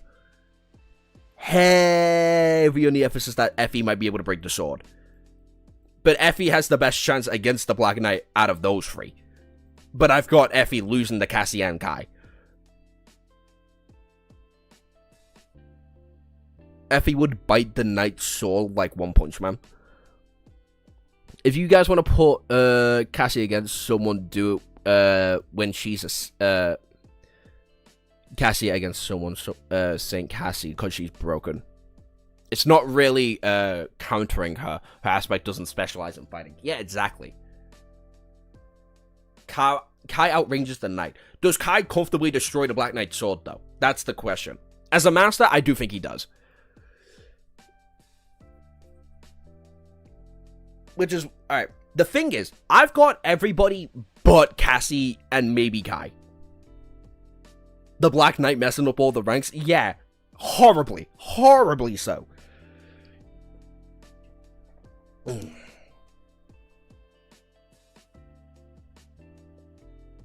Kai snaps the Black Knight from miles away. He can.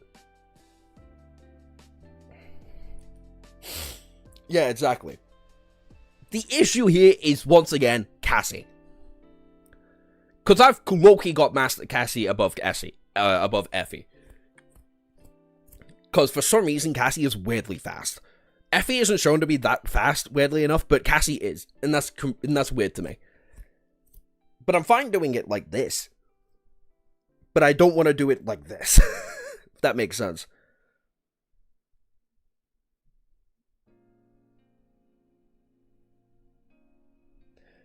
Kai just yells, "Your sword will break," as he shoots it from the sky.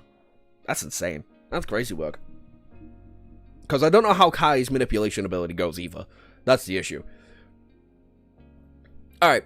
Do we feel comfortable putting Kai and Effie above the Black Knight, but the Black Knight above Cassie?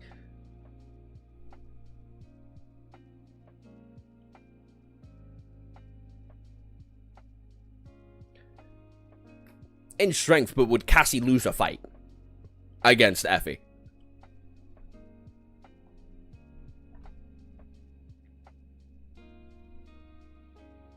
I can't post this as a clip. TikTok will fucking rip me a new asshole.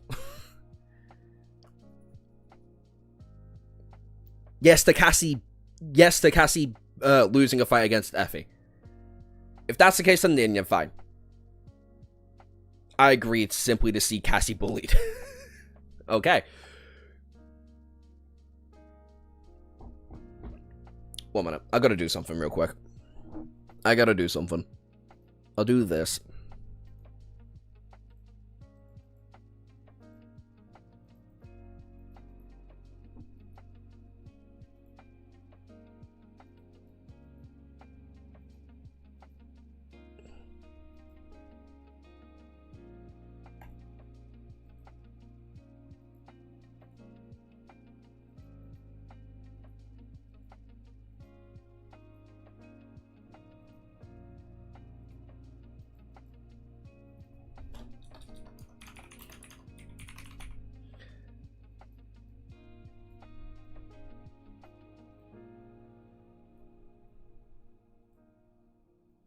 How are we feeling now?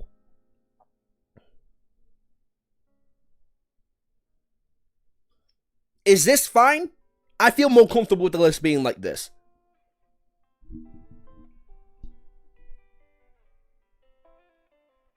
With there being low masters and then just high... Fuck it, I'll put high masters as well.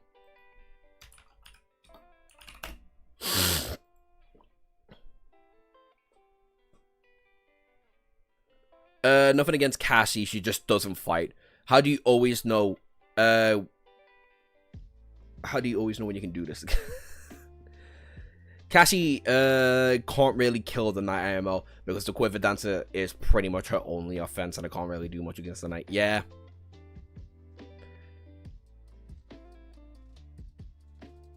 Rowan does feel really out of place being above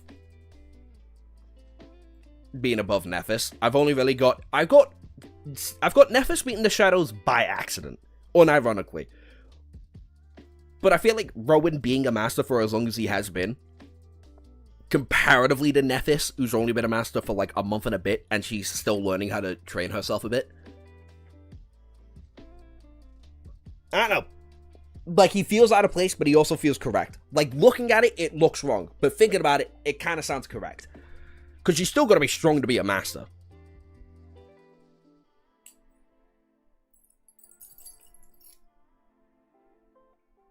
The Serpent isn't that strong, but yeah, that's why he's a Loath Master.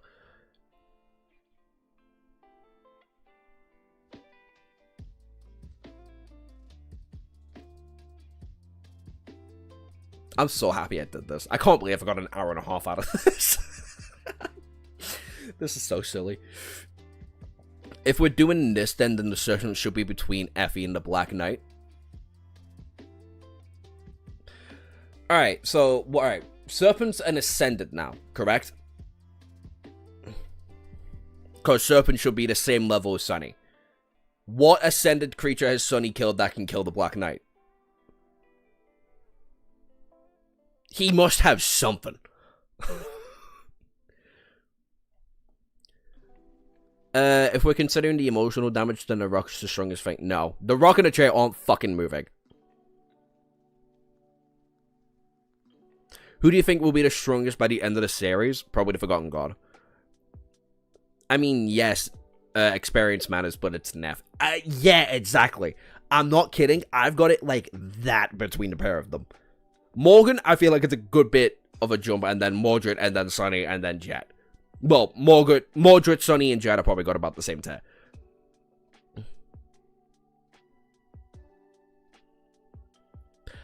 Okay. I'm not putting her above Morgan. I'm not. I'm simply not putting her above Morgan, but I'll put her above Rowan. Serpent can just turn into the Black Knight? Yeah, exactly. Well, did Sunny kill the Black Knight? Was it Sunny who did it, or was it Saint? Or was it Nephis even? Does Soul Serpent work like that? No, it can't work like that. That's fucking stupid.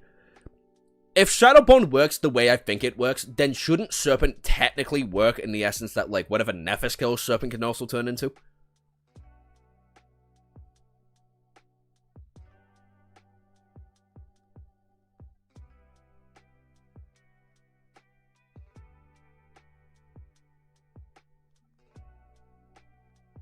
Because Serpent only really exists because, well, Nephis. Or is that not how that works? Serpent rank depends on Sunny's mastery of Shadow Dance. His class is depending on Sunny's own class. Only Sunny, right? Serpent can turn into anything that Sunny has a shadow of. Got it. Alright, then what is Sunny killed then? Because it should be only Sunny's level 3 mastery, so he should be an Ascended... Just an Ascended Master, no? A Master... Ascended fucking... Whatever the fuck it's called. It's an Ascended something. An Ascended Demon. There we go.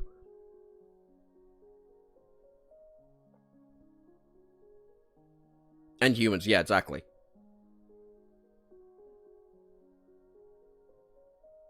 That is true. Serpent can technically turn into the egg if need be.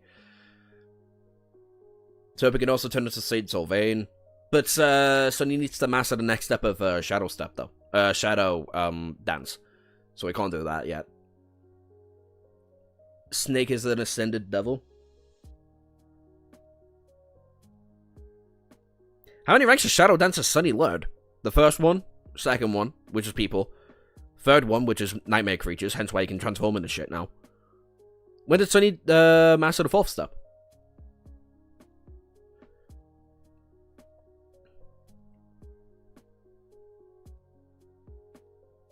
That's an egg, mate? No.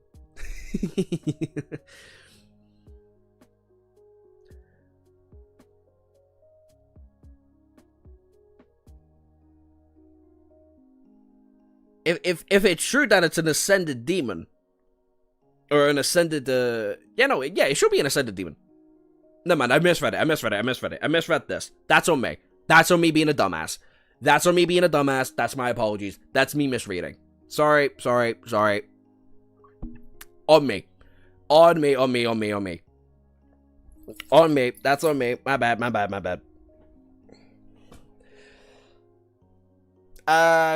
But the Soul Serpent can technically just turn into the Black Knight, though.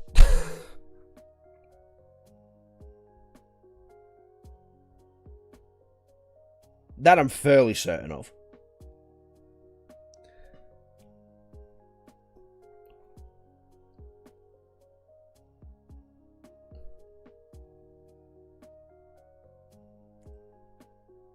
Oh, Soul Serpent can turn into the Masters. Soul Serpent can turn into the Masters that were guarding the Night Temple. Because Sunny killed them. And I've got pretty much every Master that isn't Cassie above the Black Knight.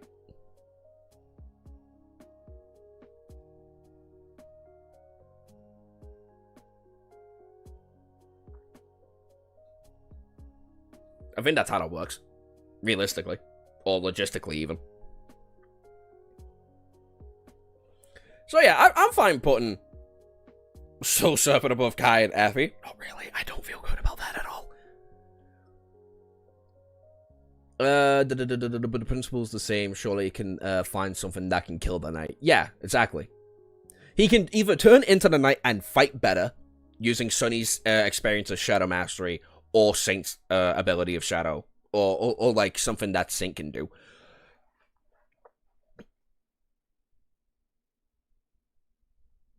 Oh, that is true. Saint did consume it. Yeah, no, then he can just turn into one of the Masters that Sunny killed. Because Sunny killed the Master in the second Nightmare, and then he killed one of the Masters in the at the Night Temple.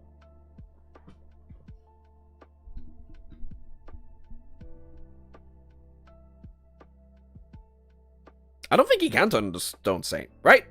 That doesn't make sense.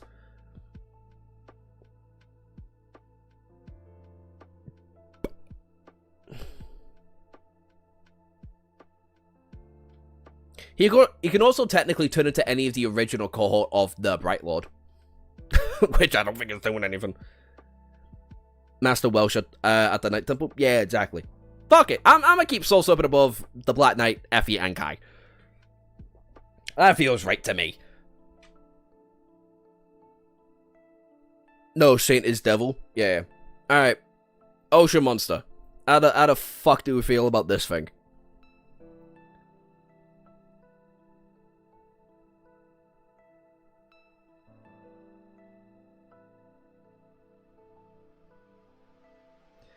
How do we feel about the Ocean Monster? Do we know what the Ocean Monster even was in rank?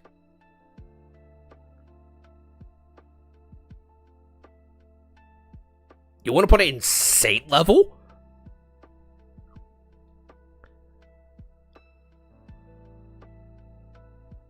The Ocean Monster is confirmed corrupted, so a Saint here. Right, I didn't know that. Right, got it. Didn't know that one.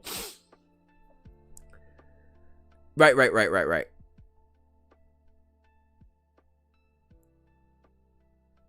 And Sword of Iron Tree, I think it's the same thing, right?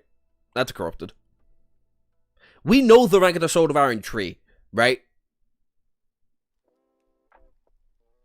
High Master, Low Saint, yeah. I've low-key got Sword of Iron tree as a Saint as well, because even Sunny now doesn't feel comfortable going to find the Forgotten Shore to try and burn it. To the 10th volume, it's still relevant. That's insane. That's ludicrous. We don't know. We don't know. It's an Awakened Terror? For fuck's sake. So it goes down here with the Black Knight then.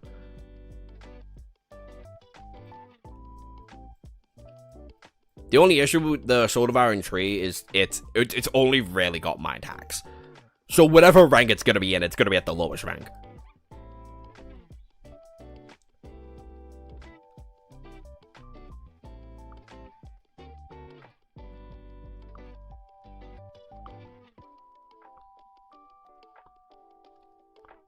Terror boosted the High Master.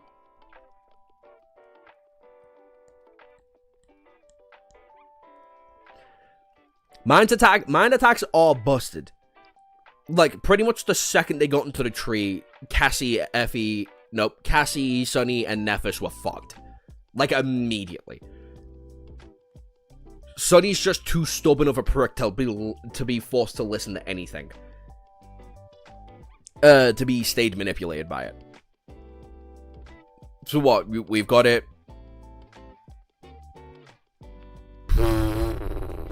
Low Masters still.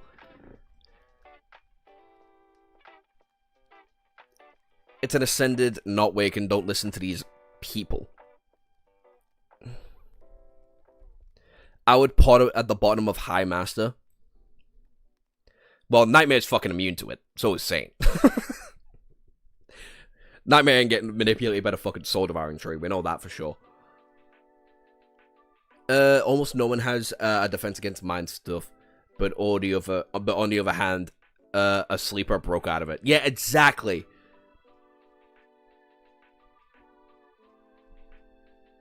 That's kind of my issue with it.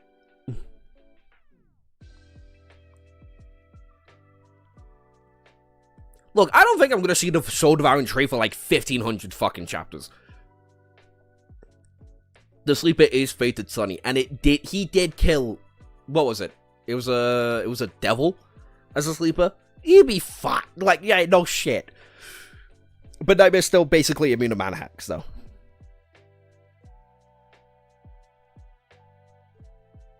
No, he didn't at the time. He only gained it when at the tree. So he probably gained a little bit of resilience there. I'm never going to get into the other tier lists. A sleeper with high mental protection with a memory is helping, as well as Bloodweave. Yeah. I don't fucking know. Here, I guess. Here, I guess. Do we think the Mountain King is going to fold to the Sword of Iron tree?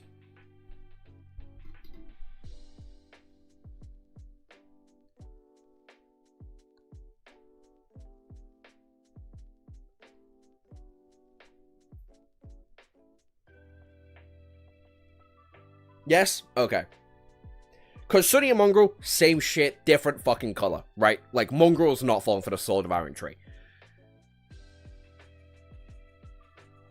Do we feel comfortable putting it in Awakened?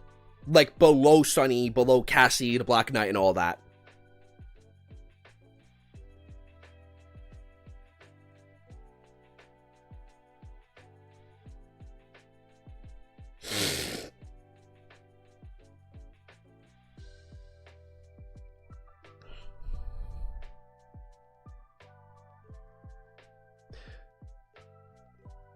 I want it as a low master. What, below Cassie? Because Cassie's not falling for that again. Not as a master. I would not be surprised if Cassie's flat out fucking immune to it, though.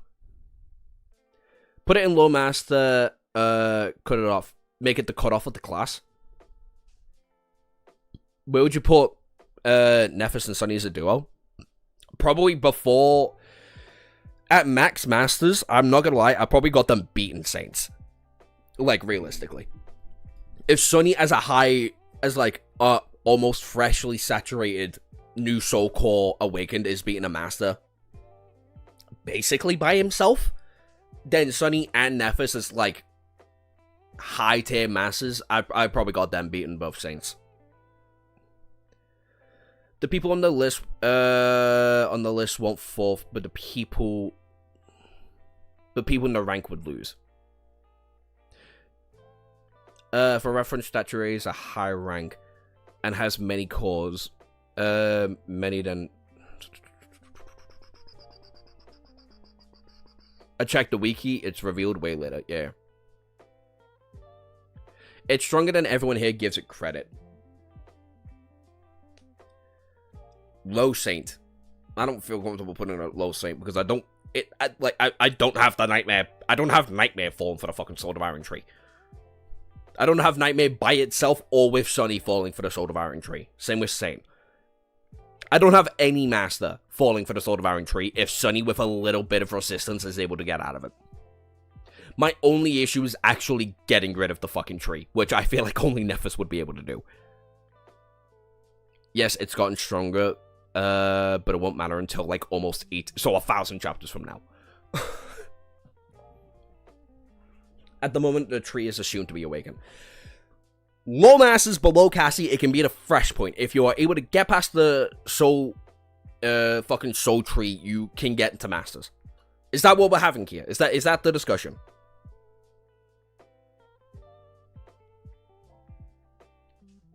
Because if that's the case, that's fine.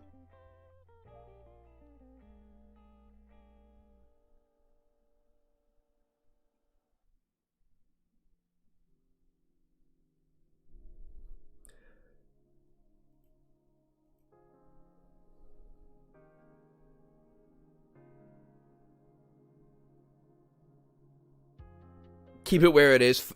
Keep it where it is now. Okay. So, low masters.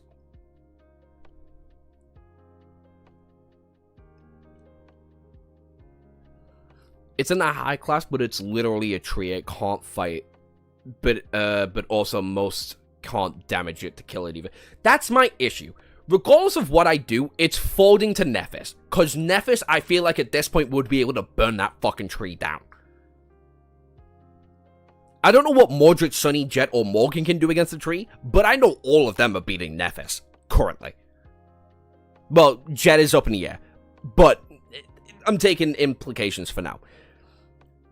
But I don't think Cassie would fall for it at this point, not as a master. I see Effie falling for the tree, but I feel like she'd break out of it. Kai, I don't think would fall for the tree. Serpent, no. Nightmare, immune. Saint, basically immune. Rowan has been a master for so long that I don't see him falling to the fucking tree. Who said it before? Lion is right. I don't see anybody below Nephis beating the tree, but I don't see anybody above the tree currently actually folding to it.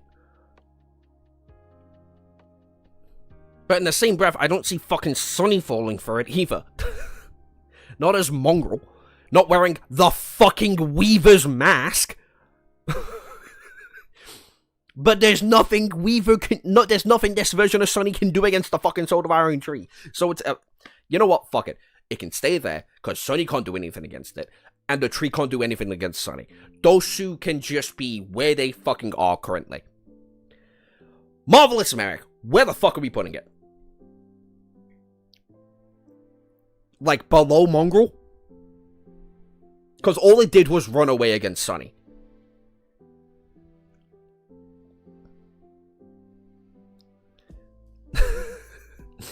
All the Mimic did was run away.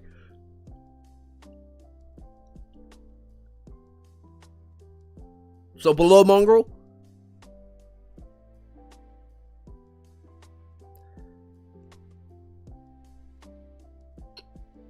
How does the Weaver's Mask help? I'm assuming the Weaver's Mask also has some form of, like, mental resistance.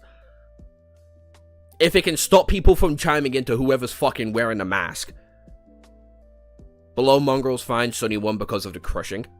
I feel like Sunny was gonna kill the fucking thing anyway. All it did was run away.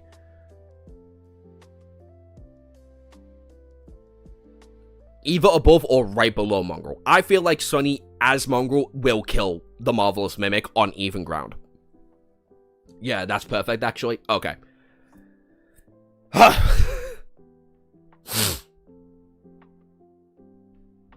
Most people agree with me on that one. I'm taking most people's opinion on it. Okay.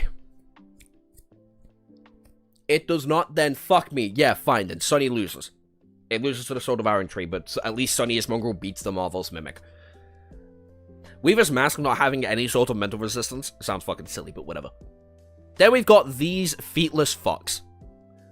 You know what? I might just take someone's comment from before. Where's that comment? Someone was talking about these dickheads before. I can't scroll high enough. God damn it.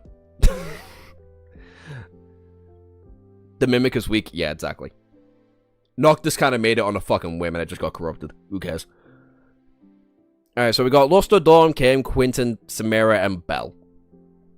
Alright, Belle can turn transparent and has a pretty busted ass sword. Dawn is busted.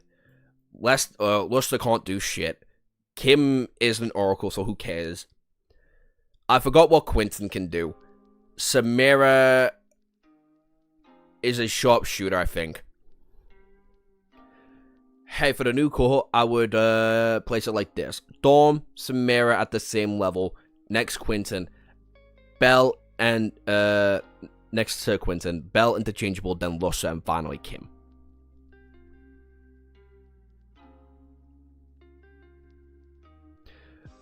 Okay, I'm putting all of them below Oro, by the way. Every single one of them is below Oro. I don't care what anybody's thinking at this point. Alright, I'll put Dawn, Samira.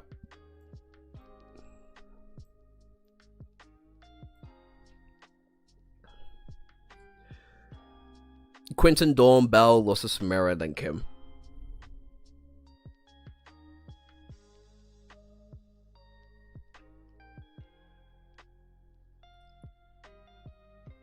Oh, I put them all in the wrong fucking thingy.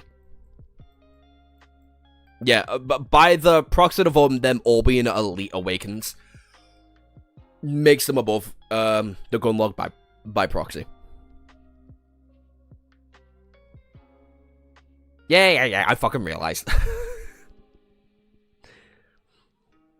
Quinton, Belle, or Dawn, Samira, Kim, and then Luster. The reason why Quinton is number one is spoiler. Why are there two knights? Ask Jack. Jack, are you still on the stream? There's 14 others. Jack, are you still here, bud? Jack? Why is there two Black Knights? Who was the Black Knight meant to replace? I know most of these were made in Photoshop, so who cares? The knight duplicated itself. True. We should have two Sylvain. What, Sylvain with the corrupted moss creature inside of it, and then Sylvain that fought Noctis?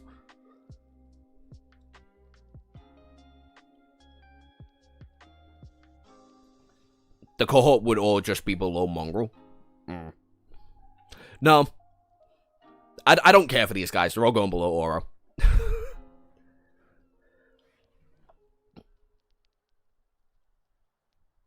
And then, fuck it, I'll do this. Why not?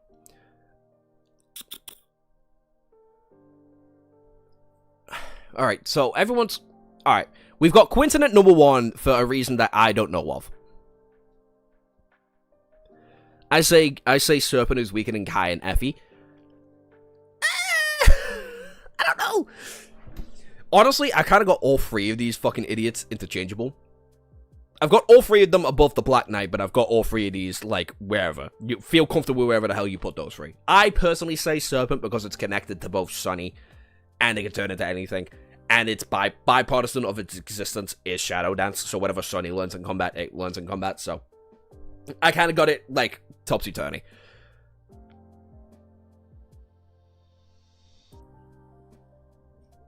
Anyway, what was the list?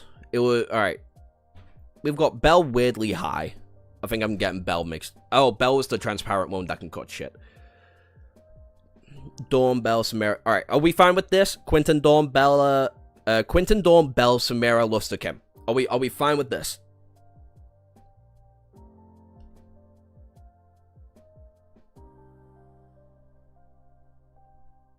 Are we, alright. Bear in mind Soul Serpent, which, honestly, I kind of agree with everybody being like, you can interchange all three of these fuckers. Frankly. Do we fuck with the list so far?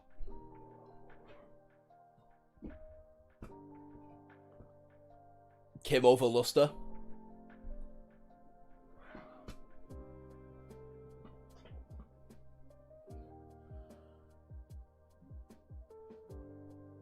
Kim is not over Luster, what? Yeah, Kim is pretty much only just an Oracle. That, like, knows weaknesses. And is, what, an engineer, basically? Luster... I think... I always forget what the cohort's actual abilities are. Seems accurate? Yeah. I think this is a pretty accurate power ranking of everybody in the series so far. So at the very bottom, we've got the Extraordinary Rock, Shadow Chair, and Rain. Low-key bums. They may be awakened, but let's be honest, the sleepers that are in Sleeper are beating them, being Accio and Julius. Sleepers, I've got Elias, Horus, the Demon Cascade, Caster, and the Gunlog. Awakened, we've got Kim, Luster, Samara, Bell, Dorm, and Quentin. All of which are elite awakened, but I don't think they're elite enough to beat Oro of the 9 as an awakened. Sorry, not sorry. We've got the Mountain King above Oro in the first Nightmare specifically. Then we've got the Marvelous Mimic, and then Lord Mongrel, who we know to be an awakened. Then we've got Low Masters, who is the Soul Devouring Tree, which is kind of like a weird halfway part of the list, frankly. But then we've got Cassie above it. Then the Fallen Black Knight from the Dark City.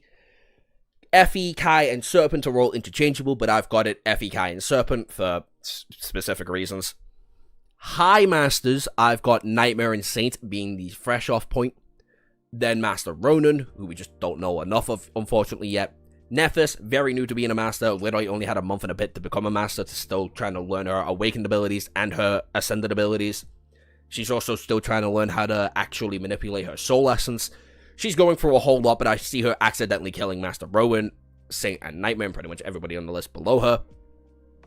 Morgan's heavily alluded to be an incredibly strong master, so I've got her above Nephis. Mordred and Sunny were fucking busted as shit as awakened. Now they've had 7+ months to be as strong as they can be as masters, so I've got them above Morgan and Nephis. Bipartisan. Jed is heavily alluded to be by both the government and the story so far, where I'm currently at 830 to be above everybody else as a master. She's also in charge of leading a group of masters. Then we've got our saints. We've got the Ocean Monster from the Forgotten Shore.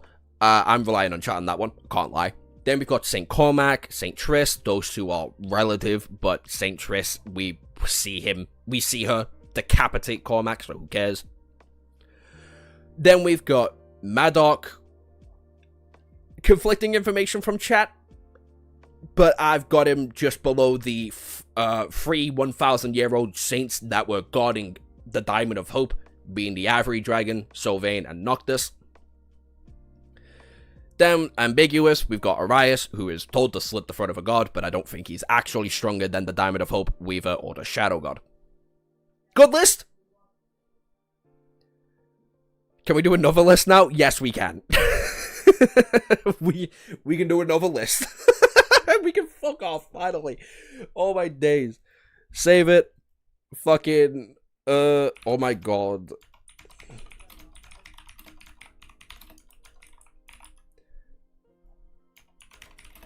Read the title.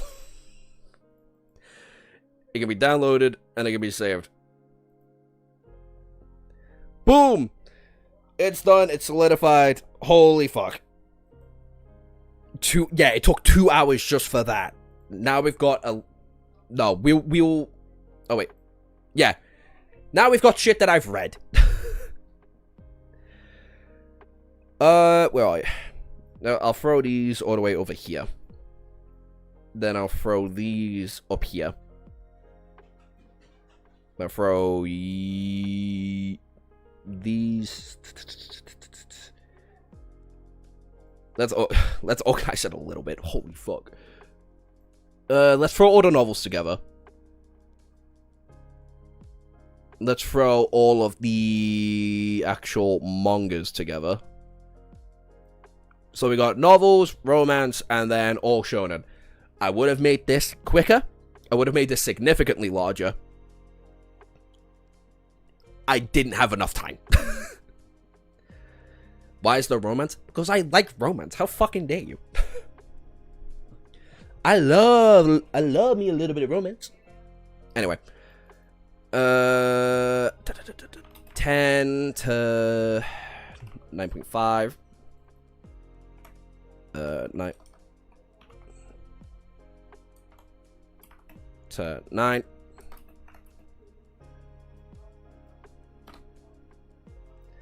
Do 8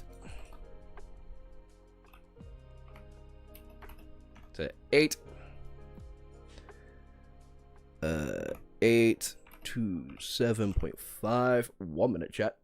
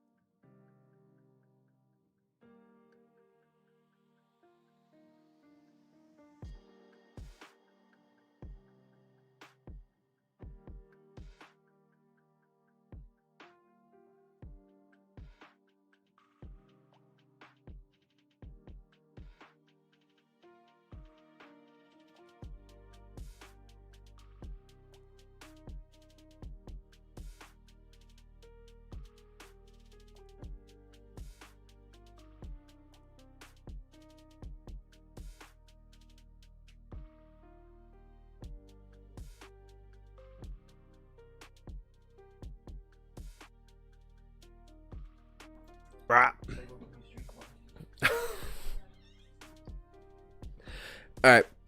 Did he draw markers on his arm? No, he got a new tattoo.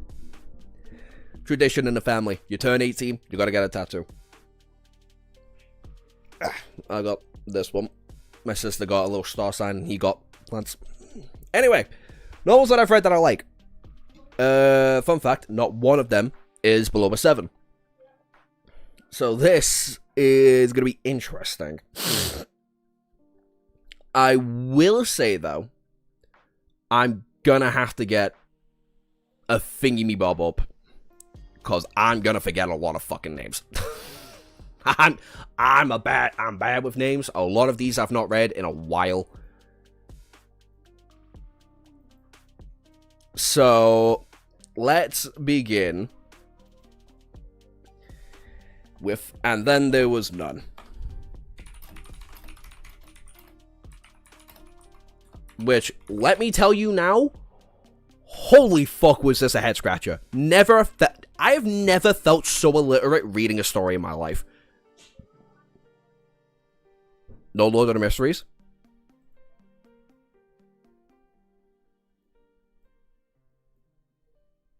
No, I'll throw that there. But that's for a minute. That's for in a minute. Anyway. And Then There Was None. You will never... If you've never read this, I highly recommend it. This is one of the single best murder mystery stories I have ever fucking read, period. It's not long. Unfortunately, it is dated. Agatha Christie is probably the single best murder mystery author on the face of the planet. Well, was until she died. Fucking rip. He hasn't read that much of Lord of the Mysteries. Man, I know he... Ooh. Brother... All of these were made in about, like, 20 minutes on fucking Affinity, okay? There would be significantly more. Significantly more books, significantly more, way more manga. I'd even throw a couple comic books in there. You would have seen at least Hellboy. You would have seen the Invincible comic in there. You would have seen a little bit of the Spawn comics. But no. But no, I didn't have time. Where's the trap? Oh, Lord Lost? Fuck that. I don't want to go below there. Anyway, Agatha Christie, she made a fucking interesting story about a group of people that were thrown onto an island, like a big luxury island and shit. And it's pretty much just a group of... How many characters were there? It's all meant to be, like, tarot card related and shit. I'm gonna have to Google it.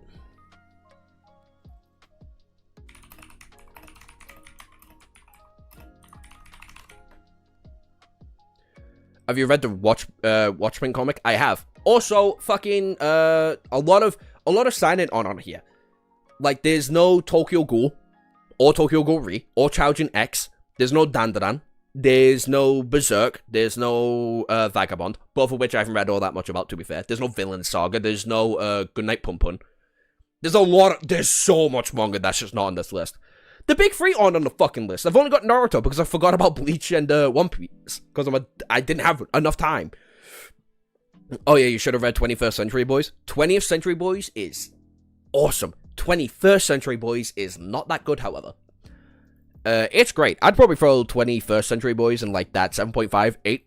But for now, no. Anyway. And then it went on. Dog, this is a group of people who fucking suck. They all fucking suck. Even the servants of the mansion that belong to who is supposedly, like, the first murder victim. Awful.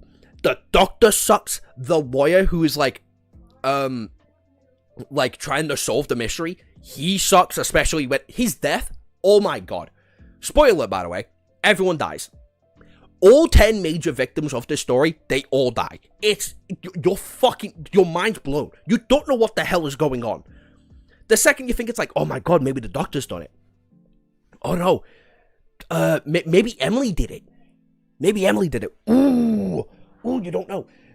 Maybe the Playboy, because the Playboy already has a body on his list. Maybe it was the girl that wants to run away because she's got a body on her list. Everybody fucking dies. You don't know who it is until the very end and where it all clicks. Spoiler, the book title and then there were none, everyone dies. Yeah, exactly.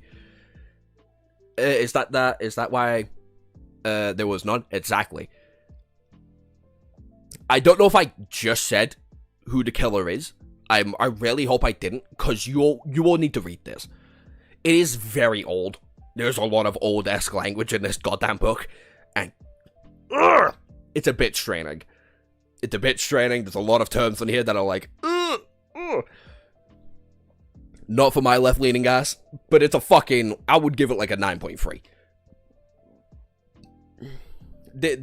I would happily put it 9.3. Shadow Slave. Woohoo, boy. We just got done talking about this, guys, didn't we? Oh, I really wish I made the arc ranking, because I feel like you would all get a pretty good gist of where I put it. But for the time being, it's about an 8.3. Probably an 8.2. And there's a lot of reasons why, as you all should know. You all know Shadow Slave significantly more than me. And I'm apparently about to reach its peaks. Everyone here is a Shadow Slave glazer. I see. Yeah. There are a fair amount of issues, though. And unironically, the first two novels have nothing to do with it. I think the first novel, while like a 7 out of 10, unironically, is a perfect introduction for this world, especially for what goes down in The Forgotten Shore, aka Volume 2. Then Volume 3 comes around. And you all know I bitch and cry about this volume all the time. I bitch and cry. There's plenty of fights that are just boring as fuck. There's plenty of moments in where you're kind of just dozing off for a bit, whether it be Cassie and Sunny stuck in a prison for 2 goddamn chapters, or Sunny falling for 5 chapters straight, or the boring mimic fight, or what have you. It has a lot of lows. There's also a lot of repetitive language that G3 fucking loves to abuse in the early parts of the chapter that I apparently are still going on to this day. There's not enough POV switches. I wish we got a little bit more of Cassie's perspective, a little bit more of Kai's perspective, Effie's perspective. What were they doing in the day-to-day lives when you were at the fucking Bastion, whatever, Castle Bastion, whatever the fuck it's called, right?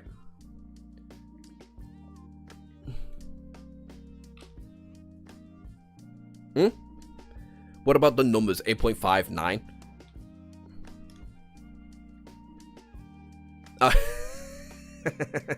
Whatever. Don't exist. Hi, Irish. Hi, Irish. How we doing? By the way, we're 2 more likes from y'all seeing all 5 kittens branched up like that. Anyway. Most of the negatives about Shadow Slave is due to the time crunch on Shadow Slave's contract that poor man is on. Exactly. And the fact he's on such a time crunch, the fact he's had, like, what, 3 years to release 11 whole books, and it's this consistent so far is insane. It's insane work, but I would give it an 8.3. Because even Volume 4, I love it. It's my second favorite volume so far. Has its low moments. It has its low moments. It like, I'm sorry, a little bit of the war, kind of hard to follow. Not entirely hard to follow, but it's like a bit hard to follow. There's a couple of things in there that make me go, okay. And there's a couple of little implications. 2 chapters a day with no breaks for 3 years? Yeah, exactly. And the fact he's this consistent so far in, like, what? This would be about year 1.5, give or take? Ludicrous. Absolutely fucking ludicrous. But I feel fine putting it in an 8.3. Maybe an 8. But right now, 8.3 feels pretty good because I'm liking all the new characters that are being introduced in the Antarctica arc. We're finally learning a bit more about the waking world as a whole. We just got a whole shit ton of, like, lore information, dumps and shit. It's all really cool. Now, right on Omniscient Reader's viewpoint.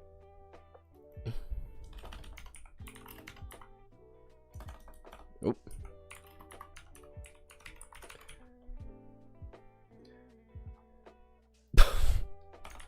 Fuck me, I'm so fucking stupid. Anyway. Rewrite once he finishes the book and he takes a break to cope. Yeah. I'd be fine with that. If he was given time in the series, the series would genuinely be a 9.8 or a 10. No.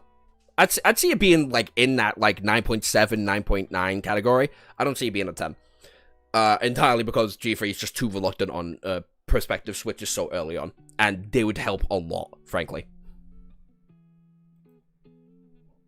I agree with Shadow Slave being within the 8 to 8.5. But if that's the case, how can you have things like the My Hero Academia or Black Clover as 7s or above?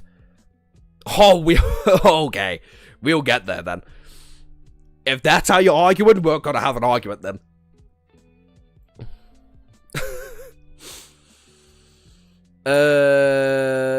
When you're done with this arc, I think it will go back down once Volume 7 is over. It should be better for a second. Alright, where do you guys think I'm going to put Omniscient Reader's viewpoint? Like, genuinely, I want everyone to have a good guess in the comments where they think I put ORV. If you're a regular viewer, you should know. If you're on my TikTok, you should certainly know. You have no excuse to not know if you're on my TikTok.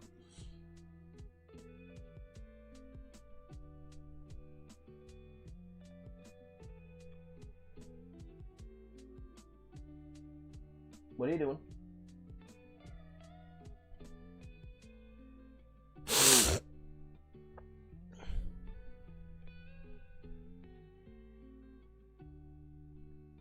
$9.4 to 9, 9.4, 8, 9 probably.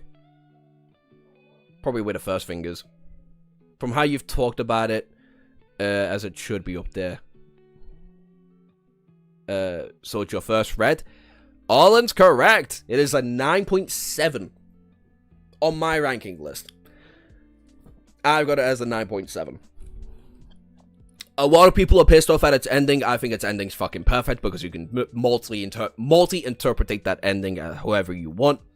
49.51, the second I read about that, fucking broke me. I think the early part of Omniscient Reader's viewpoint is set up pretty well with how the star lines are actually set up, how the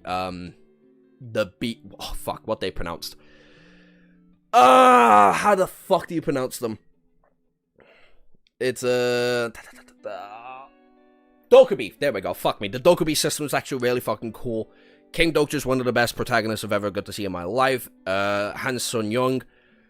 I don't know why she's never in the conversation of one of the best female characters ever. She is the best female character I've ever had the privilege to read. I fucking love that she is the entire reason this entire narrative exists. The older stream. For anybody who hasn't read it, I'm not going to spoil it just in case. One of the most insane fucking twists I've read in a long time. When I read it at the very least. Secret of Mana. Unreal. Unfucking real. Yeon Hyuk. I like how that's Han Sun Yun's like interpretation of King Dokja. Not a lot of people end up realizing that, but he's still a character at the end of the day. He hasn't read the novel. He's just a fucking thing. And it's how Han Sun Young wants to perceive King Dokja. And how the, in general, narrative ends up getting flushed out. Love it. Love it, love it, love it, love it, love it. Head to toe. It's one of my favorite series of all time. I still think it's my favorite novel that I've ever read. It's a 9.7 in my opinion. Jurassic Park.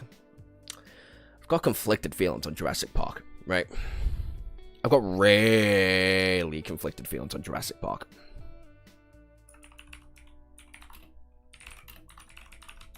Has anyone actually read the book for Jurassic Park, by the way?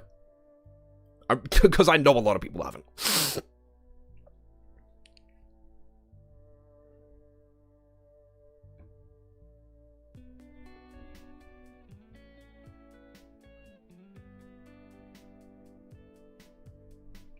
I know everybody's seen the movie. The first book is kind of fun. Nah. Praise the fool. Yay, 9. Alright, if the first book is good. Yeah, I'd give the first book like a 9. It does. Don't know shit about it. Radically different from the movie. Radically different from the movie. But I think every single plot point that it sets up is done perfectly. I've only heard.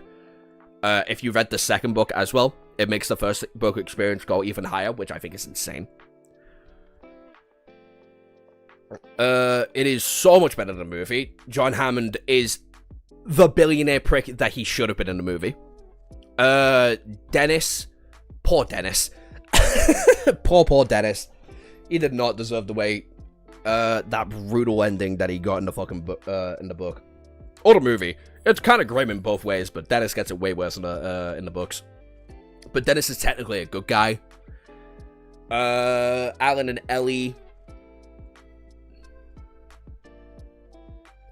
Because alright, I put it that high because it literally doesn't fail at anything. It's a horror book first and foremost.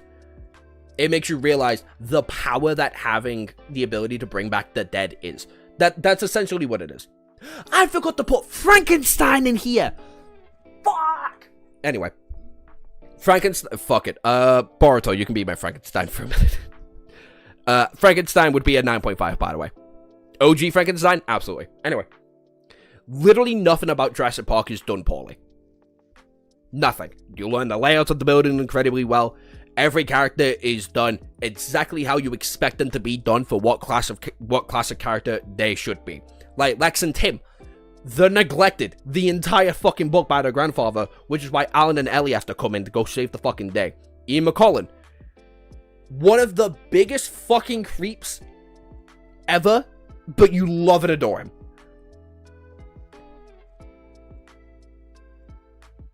It creeped me the fuck out when I read it as a kid. It creeped me out when I read it as an adult. Fucking John Hannon's death of being mutilated is insane. Fucking Robert's death via the T-Rex. I still got that visualized. It's identical. It's not identical to the movie, but it's like pretty similar to the movie. It just goes way more grim with it. I can go lower. I can give it like an 8.8, 8.9, but I think it's in that ballpark. I'll put it next to Shadow Slave. I think I do just got recency bias on it. Because I did read it a couple months ago. Fuck it, yeah. I'll put it in the 8.5. You might be right. You might be right. You might be right. And then Mistborn. Mistborn. How do we talk about Mistborn? Where would all of you put Mistborn? Because I know a couple of you guys have read it. This is phase 1 of Mistborn, by the way. Not phase 2.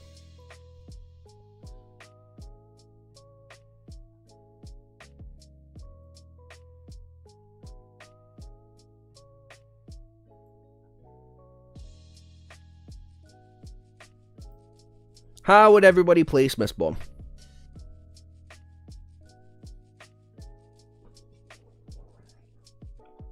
Again, only if you've read it.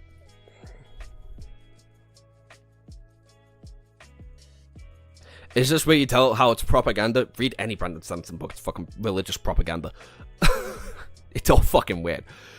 But no, I'm gonna be talking about the book, how it is as a book. I just finished the first book today, funnily enough, and I would say it's about an 7.5 to an 8. I would agree. I was wondering how you mentioned it yesterday. Yeah, it's about a 7.5, 8. I'd probably give the entire... This is the entire trilogy, by the way. I'm saying the entire trilogy is about, like, an 8 out of 10. Brandon Sanderson, incredibly well... Like, he's a really well... He's an incredibly author. He's an incredible author. He's someone who understands his world building efficiently. I think he fucking sucks at, like, actual world building, like, focusing in on things. Because the world of Mistborn, fucked. It's weird. But Allomancers are really fucking cool. I cannot wait to see them in live action. It's gonna be rad as shit. Seeing fuckers trying to eat or basically consume any kind of metal to try and manipulate things, like manipulate the look or propulsion and attraction. I forgot what the other metals do. Fuck, what does copper do again? Copper does some weird shit. But gold does weird as shit, cause gold gets introduced in book 2. It doesn't get used a lot, but it does get used. And it's really fucking weird. Anyway, the whole war between fucking... what's his name? He's a bitch. Vin's boyfriend. Why am I forgetting Vin's boyfriend? Hi, Harsh.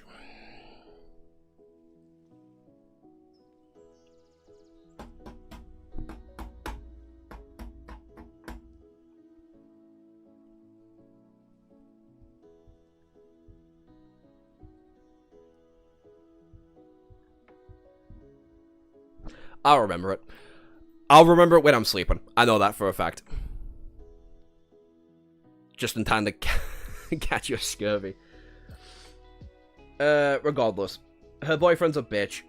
Kelsier is a cunt. Holy fuck, is he a dickhead. He's a dickhead in the afterlife, too. Speaking of which, the Lord Ruler. Boring. Boring. Boring as fuck. Gold is introduced in book 1, but it's not used in any effect.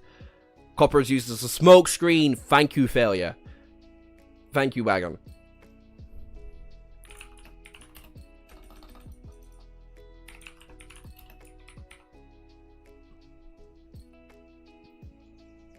Mistborn. It is the Mistborn trilogy. The second book's really forgettable, because all it really does is it's only really just a setup for the final bit of the war, and well, Vin's attempt at trying to kill the god and replace the god, basically.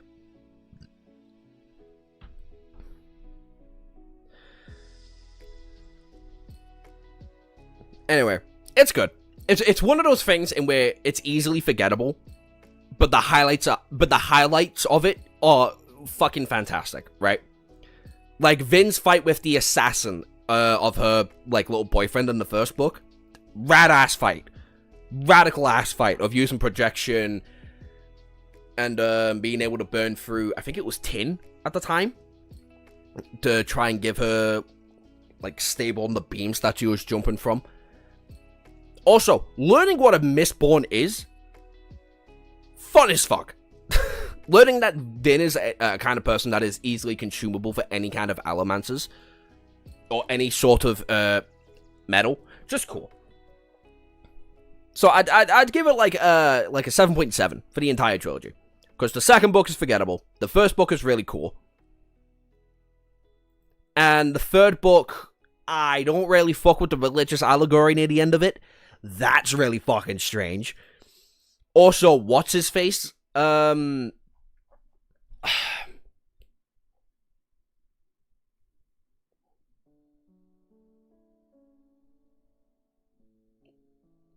Doc. Fucking Doc being this, like, unironic, like, hero savior being at the end of the third book. Weird.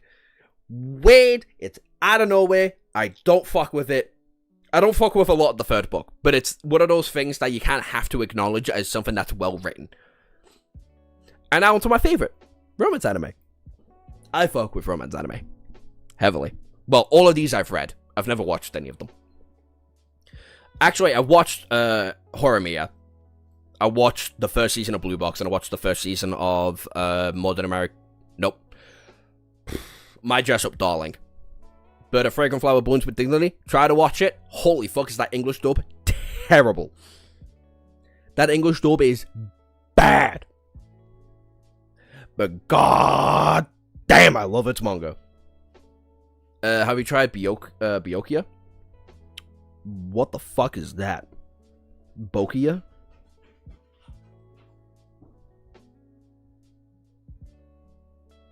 Boku... Oh, The Dangers of My Heart? Yeah, I've watched the first season of that. That's very cute. Nothing special, though. That's kind of... Alright, that's kind of my issue with a lot of romance anime, is that they're not special. Like, at all.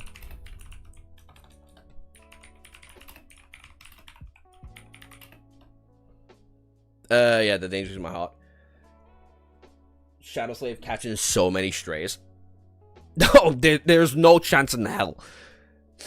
There's no chance in hell that Shadow Slave was going to be above A Fragrant Flower to me. I fucking love A Fragrant Flower. The fuck? I've got little to no complaints about A Fragrant Flower. Rintaro is such a interesting main protagonist when it comes to how his life ends up, like, catching up to him a little bit. And how he wants to be a baker. How his relationship with his family kind of strays because of that. Not a lot. Because his family's super supportive, and oh my fucking god, having a mum and a dad in an anime that are actually supportive and make you want to cry is fucking insane work. Especially for a romance. Oh my days. You never see parents in a romance. Like, Wagari's parents. You never see the parents in any romance anime, ever. It's usually only the grandparents. And the fact you get to see Rintaro's and Wagari's, and they're adorable? Crazy. Anyway, Usume. Fucking love Usume. Usume is such a fun fucking guy. He's a secretly fun guy. I should say at the very least. Entirely because... Well, he's the worst out of the male friend group, right? He's the worst out of the male friend group because Iota wants to be a police officer. Saku wants to be an actual teacher. And then his relationship with Subaru, fucking adorable. It's heartbreaking. I hate reading it every time it's on paper. And we've not had it in dozens of chapters. But I want it so bad. I'm a romance freak. I love it. We literally just got done with the school conflict, which is like a massive majority of the manga. We just got done with it. And we're still trying to face the ramifications of it now. It's one of those romance anime that just doesn't fail. I don't think it fails at a single plot point that it does. Bear in mind the English dub. The English dub is terrible. But yeah, I've got it as like a 9.4 unironically. Go read A Fragrant Flower. It's fucking... I love it. Then there's Horimiya, which suffers in the wrong way. A lot of people love Horimiya, and I do. So do I. I really like Horimiya.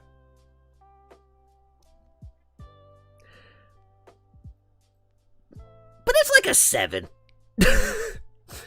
The best part about Horimiya is Hori and Miyamura. That's really it. Without Googling it, can you tell me any of the side cast? Without Googling it, if you've read or watched Horimiya, can you tell me any of the side casts or what their relevance was in the plot?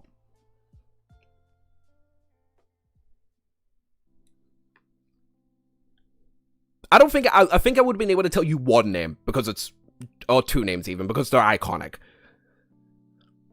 But they're iconic for the worst reason. Horimiya is just adorable and enjoyable, but it ain't that deep. Yeah, exactly. Whoa, buddy, a 7? It's a 7 because nothing fucking goes on. The side characters are forgettable. The dad is infuriating. I fucking hate the dad. The mom is not there. Little bro Ura, love little bro. But Hori and Miyamura are the best parts about the manga, and it's not close. No one else can keep up with them. The only thing I know about Horimiya is that they bang. Yeah, they bang in like episode fucking what, 4? It's very quick. Season 2 is good because every episode is basically the peak of season 1. That's what I'm saying! The fucking useless! Sengoku's entire plot is that he's overburdened with his family. You wanna know how long that lasts? 2 fucking episodes. 5 chapters of the entire manga. 5 chapters centered around Sengoku, the fucking vice president of the school council. There's a teacher who's a pedophile! And it's just like a lackadaisy kind of thing. And we all forget that. A parent that shows up in a romance anime, I hate the dad. But I do hate the dad. The dad fucking sucks. And we never do. Bear in mind, my dress-up darling, all of them have parents. I like Miyamura's mom. She's in for like 3 fucking chapters and an episode. But she's enjoyable from what I understood.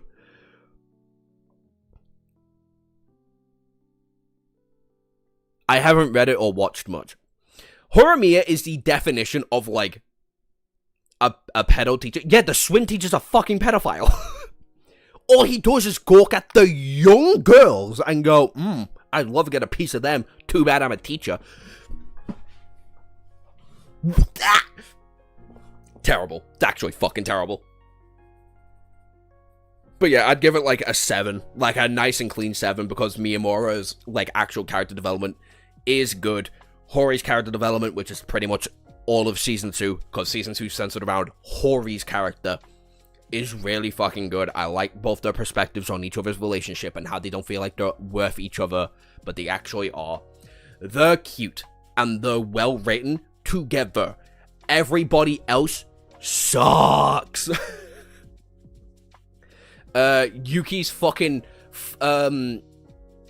like, Yuki, the blonde bitch, Hori's best mate, has, like, a sub-romance plot with Sakura that's worthless. Worthless. Because neither one of them get with him. Neither one of them get with him.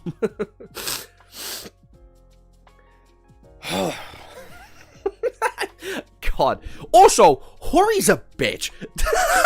Forgot the bit. Hori's such an abusive bitch, and don't get me wrong, Miura's into that. I get that. And I know Hori's the bottom of the relationship, but oh my days, is she insufferable sometimes. Yeah, 7's the best it's going. 7's the best it's gonna go. I'm sorry, but I'm not sorry. Sorry for that rant. Oh my days.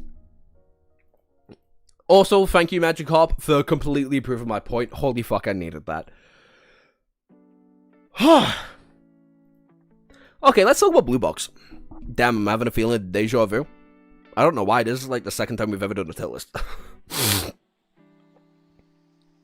By the way, just in case, if you we're almost 3 hours in. If you're new, I have that for a reason, bitch. I have that for a reason, bitch. You might as well do it just in case you're not. Bro hates Horimiya more than he fucks with, than he likes a fragrant flower blooms with. No, Horimiya is very easily, like, dissectable. Because nothing is actually amazing about it. But the two main parts of the story, the two major majority of the story is Hore and Miyamura. And they're the vast majority of the story, and they're great. Which saves this manga a lot. Every story on here that I finished, bear in mind Shadow Slave. I finished everyone here, and I guess the second book of Jurassic Park. A Fragrant Flower isn't done, by the way. Neither is Blue Box. But Blue Box, I'll give Blue Box a clean 8. And that's only because of recent endeavors. Blue Box is a sports romance anime. And you put Jurassic Park before Shadow Slave. I've got Jurassic Park higher on the list than Shadow Slave. Yeah. Don't forget, I had Jurassic Park here. But I was convinced to be down here.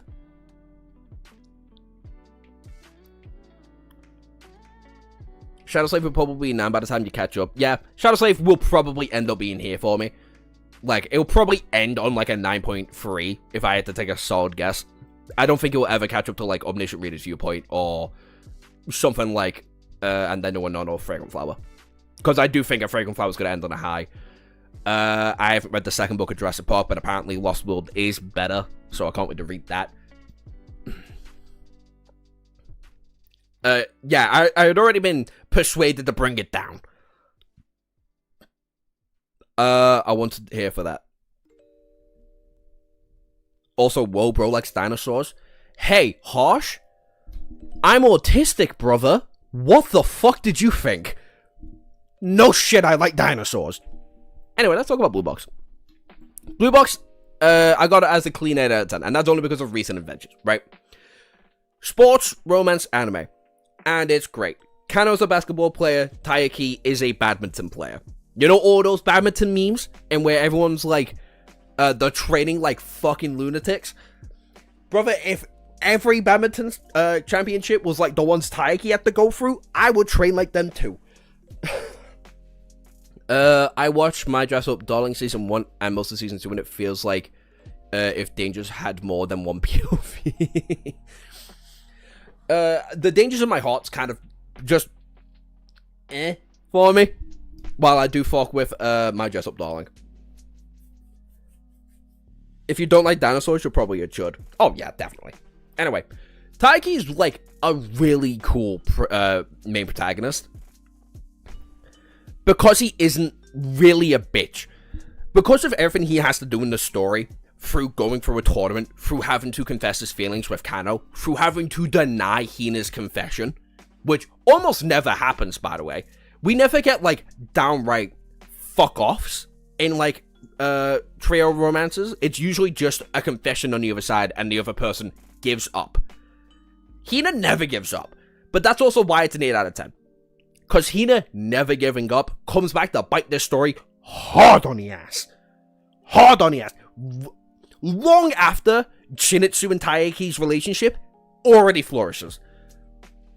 When they're both hyper supportive of each other in the tournaments. They're both hyper supportive against each other when it comes down to, like, Taiki versus Kengo. Spoiler alerts for Season 2. Taiki wins that match, right? But that entire thing, that entire match in the manga is heartbreaking.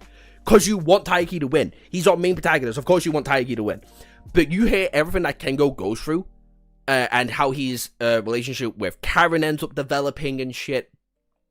Why he's going to uni and you're like, oh, I kind of want him to win so he can go up against his rival one more fucking time, and he just doesn't, and fuck, you want to cry a little bit.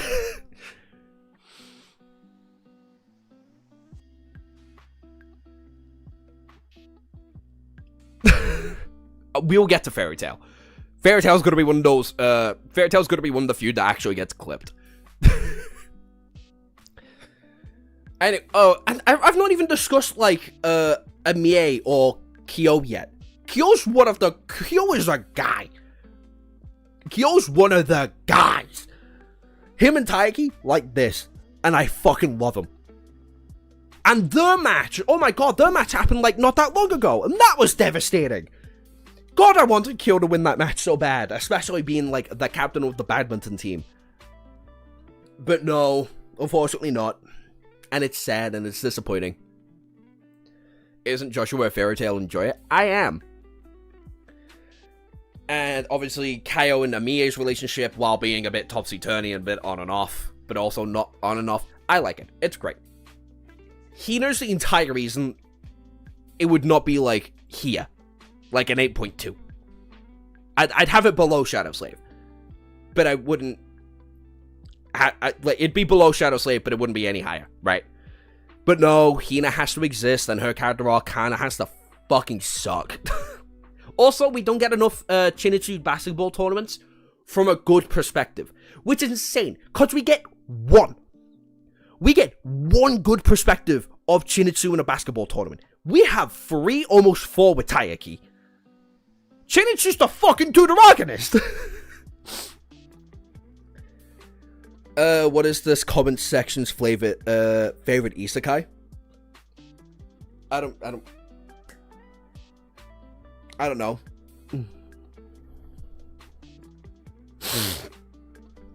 But yeah, for the time being, it can be below Shadow Slave. It can be like a nice, good, clean 8 out of 10. Now, my dress-up darling is a bit weird, because it suffers from the exact same issues as Horimiya, just to a way lesser extent, right? Like, I've got it above Horimiya. I've got it like a 7.5. I've read the manga, by the way, so there's going to be a couple of spoilers.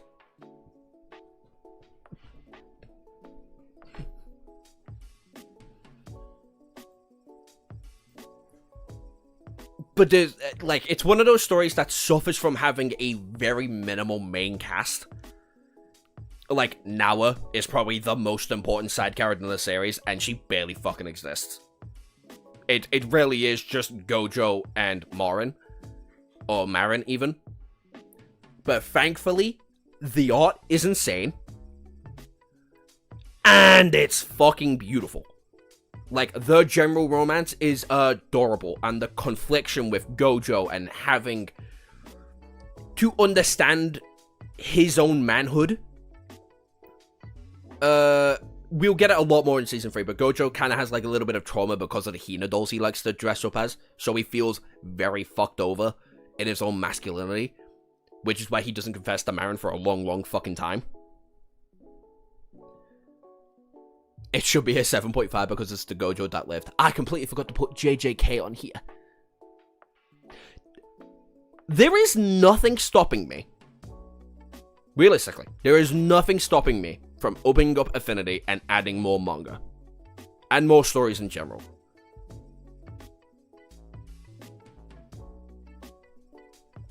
Manhood. Well, yeah, he feels, like a large part of Gojo's character is that he feels emasculated all the time. Cause, oh, you're a bitch, you like to dress up Hina dolls. Oh, you like to dress up Marin, you're very good with makeup. Like, that's a large part of Gojo's character, is that he feels, emasculated. When Marin's character is introduced for Gojo's masculinity. Cause she loves that fact about Gojo. She thinks Gojo's a very masculine man because he's very comfortable in what he does. Cause he's very good at what he does. We're gonna be here until tomorrow morning. The world is your oyster, really. Look, I would, but I feel like I can just do that another stream, like next week. We can do a very similar pattern. He who fights with monsters? No, different Gojo. Different Gojo. JJK, Berserk, all the other signing, and all the other important manga that I've read can be here next week. Should I read it, My Dress Up Darling? Yeah, if you fuck with it. If you like romance, you'll like My Dress Up Darling. It's not a long manga. Not long at all. The only issue for why every season took forever to come out was because it was monthly, but it doesn't have monthly pages, so. But yeah, it suffers from the same thing as Horimiya. Difference is it's got better protagonists and more likable side characters, and no pedophiles to teacher. So it's up. Also, The Confession, while it takes a bit longer than Horimiya, is so cute. Holy fuck. When I read it for the first time, I was a giddy little girl. I was like, yay! I mean, it's not super amazing. It's just like, yeah, that's why it's like a 7.5. It's not like, oh, it's great, but it's good. It's pretty good. I think I would prefer Konosuba. Oh my god, I didn't put Konosuba on here. I've only watched season 1 though. I've only ever watched season 1 of Konosuba.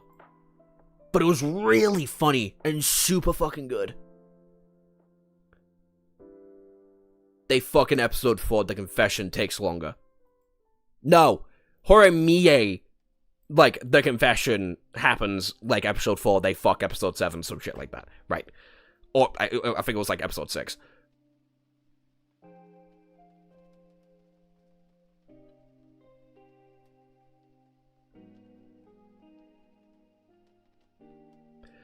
Joshua, we're not talking about, My Dress Up Darling. Apparently not. Anyway, it's there. Fairy Tail. I love Fairy Tail. I think it's great. It's a 7.8. It's a 7.8. I like it. The 100J quest ruins it. Konosuba feels so different if you watch it. If you don't watch it for a couple of years. Oh, I don't want to hear that. Oh shit, we got 20. Oh fuck. We got 20 likes. Fuck it, it's getting time. It's getting time. I forgot to do that. Fuck.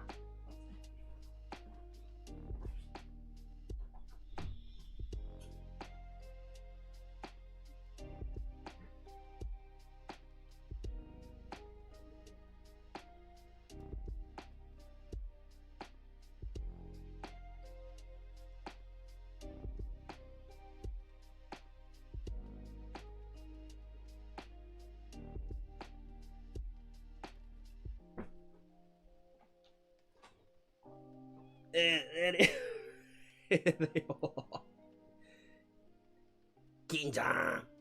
Yo, you're getting adventurous. Yeah, let's put you all back.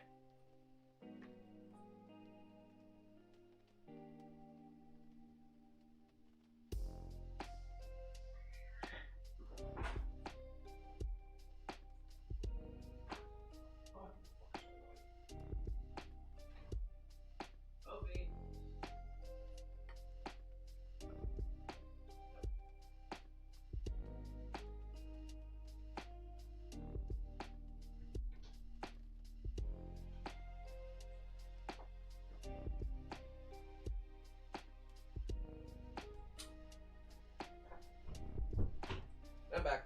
Oh, hi, Elias. Here's more kitten. Look at the thumbs.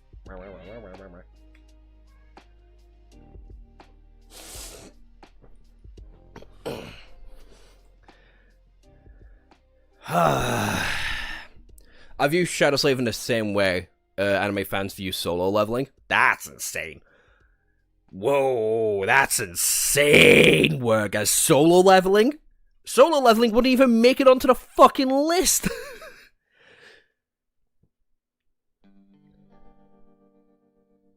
Does Mama Cat get mad when you kidnap them? This is her third batch of kittens. If it was her first batch, yeah. She'd probably scratch me up and down, but now she knows I look after the fucking kittens when she's gone.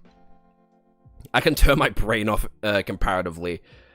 I can turn my brain off in comparison to reading Lord of the Mysteries or Omniscient Reader's Viewpoint. It's really well written in comparison, though. Yeah, like, Lord of the Mysteries, solo leveling wouldn't make it onto the list. I've got solo leveling as a clean 5.8. 5.8, maybe 6. It feels like the shonen version of a... yes, but it does it incredibly fucking well. if this is the shonen version of a web novel, it'd be the Naruto.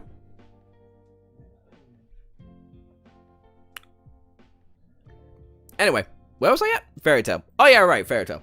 Fairy Tail put like a 7.8. Initially, if this was last year, I'd probably give Fairy Tail like an 8. Maybe a bit higher, but I don't. It's a 7.8 for me now. Natsu and Lucy are fucking... Shut up! Natsu and Lucy are very fun protagonists. Wait.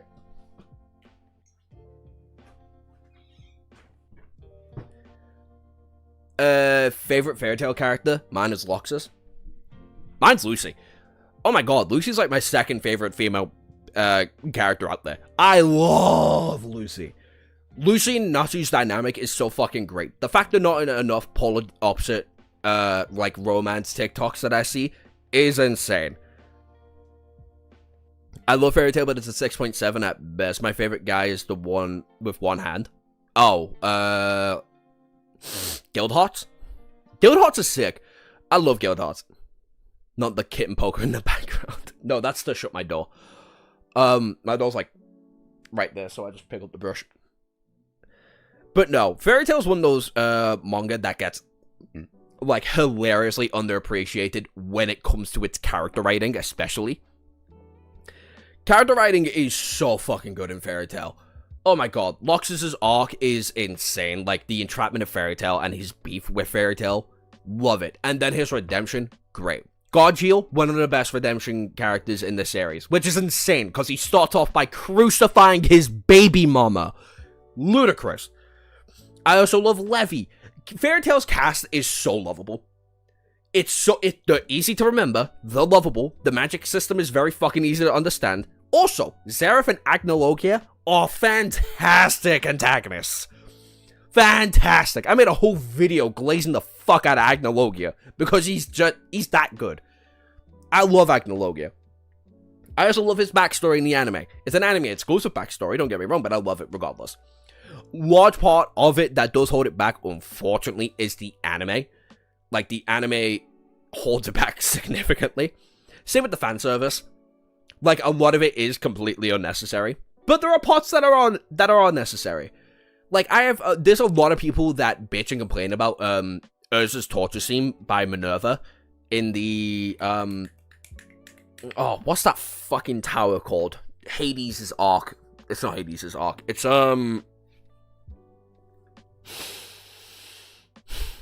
what the fuck is that arc called? It's like the best arc in the manga. Oh no. Grand Magic Games, also a banger arc, by the way. Not the best arc in the series, but it's a banger arc. What the fuck is the other arc called? Oh, fuck's sake. What's the Fairy Tail arcs? I'm gonna be so mad when I see it. Because it's the best arc in Fairy Tail. It's not fucking close. Tartarus! The Tartarus arc is so fucking good.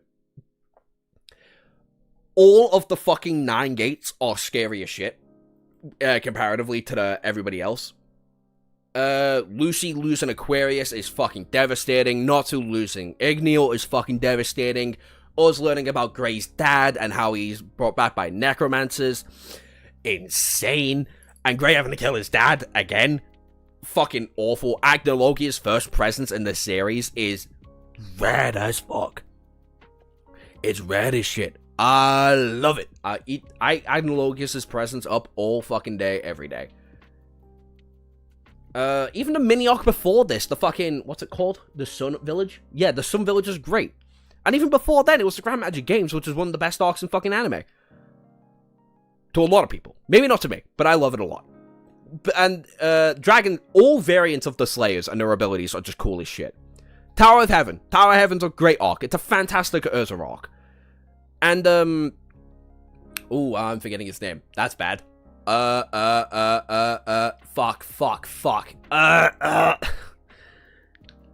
Oh no, what's his name?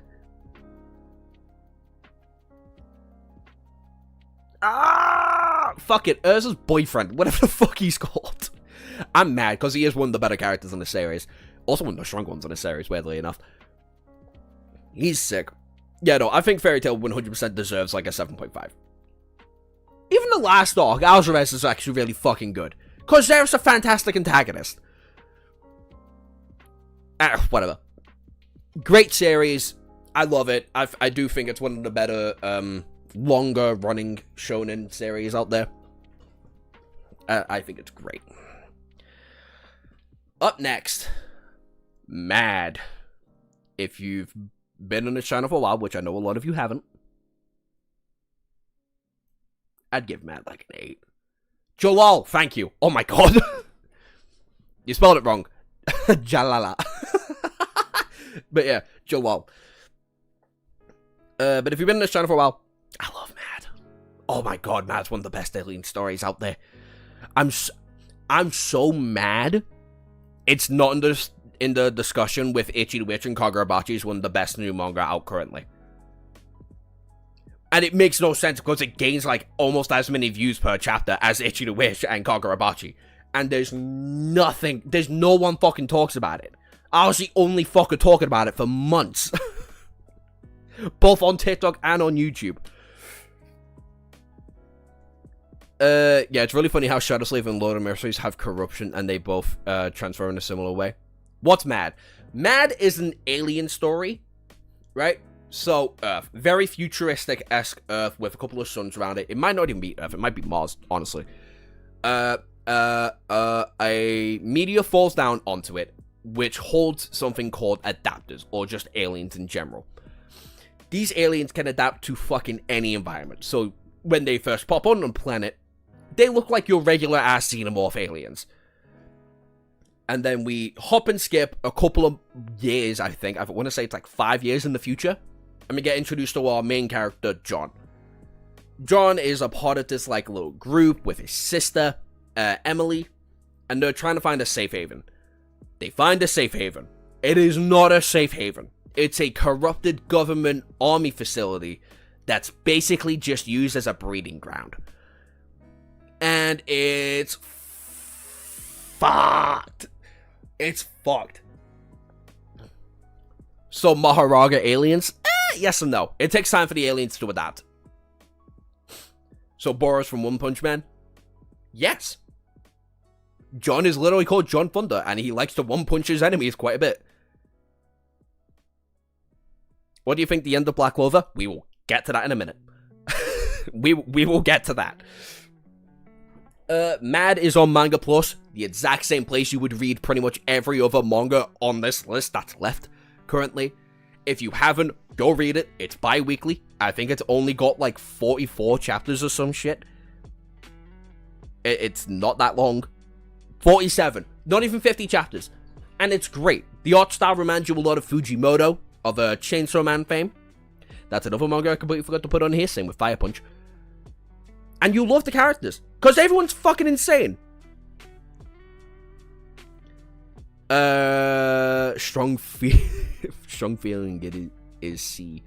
But yeah, if you haven't read Mad, go read it. I'd give it like an 8.2 right now. But that's also because I'm like 5 chapters behind. I've been very caught up in other things. But John Thunder and Bobby and Bob. Oh my god, I love Bob. And Lily. Lily's great. A bit crazy, but so is everybody else in this fucking series.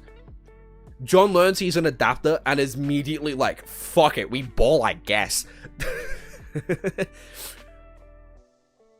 Fire Punch felt like a plane crash that was never on the You mean a train crash?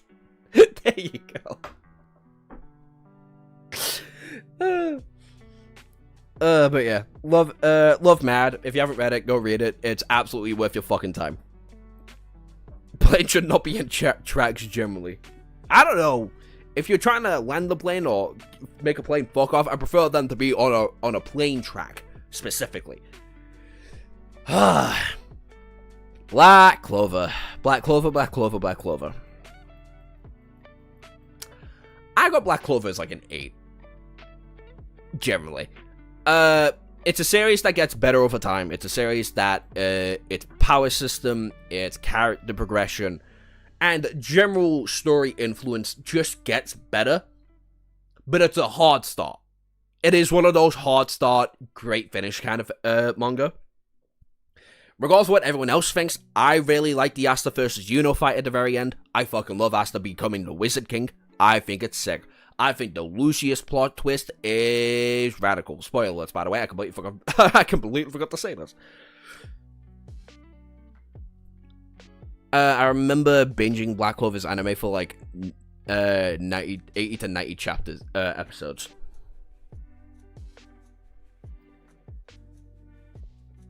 Yes, Black Clover is generally pretty good at the start, and then it becomes very good at the end. Yeah, it is a story that linearly gets better.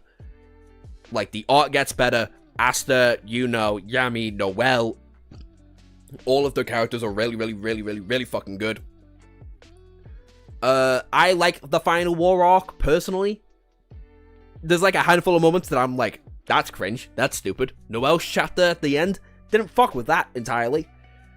I thought that was kind of like a bitch slap to her character, especially with the art being bad. But generally, I fuck with it. Asta's Wizard King fit is immaculate and drips aura. That's true.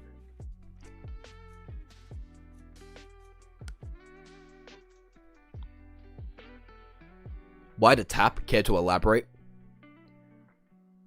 I'm on chapter 415. Oh god, what's 415 of Black Clover? We're far past 415.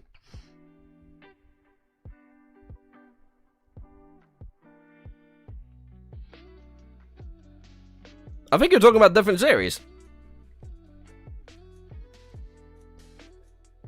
Also, I misread the fucking chapters wrong. I thought we were a good bit past 415. I never read the chapters anyway. No, I never read the chapter numbers.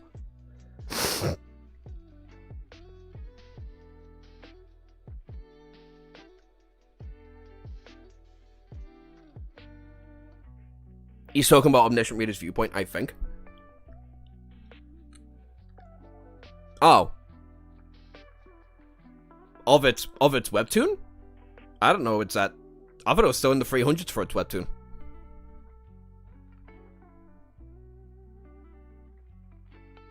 I don't know where the webtoon stops. I've only read like the first 100-ish chapters of the webtoon, so I can't really say shit.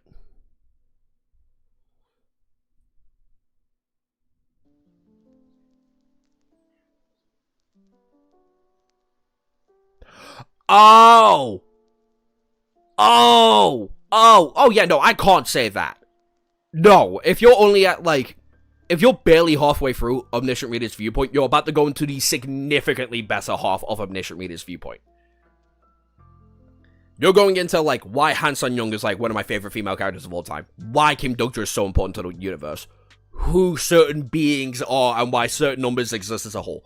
Like, no, fuck that. I'm not saying that.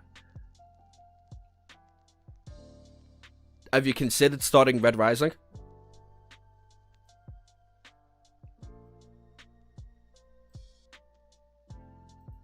We'll get there. But yeah, Black Clover's great. It gets massively underappreciated by a lot of people. I know a lot of people have it in like the 5.5 ranges, which I think is fucking ludicrous. Anyway, Black Clover, My Hero Academia. My Hero. Where do all of you have My Hero Academia? If you've read or watched it. Because I have different ratings for both. I have the same rating for both. Well, fuck me sideways. I've read the first book. But I'm talking about, like, my anticipation for the trilogy in general. I didn't see that. It's fine, we've not been there yet.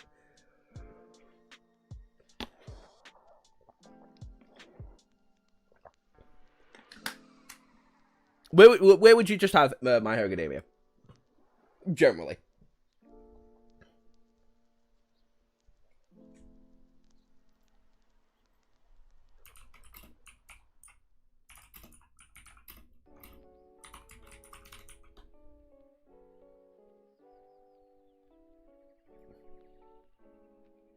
My Hero Academia ending killed me, so like a 7.5.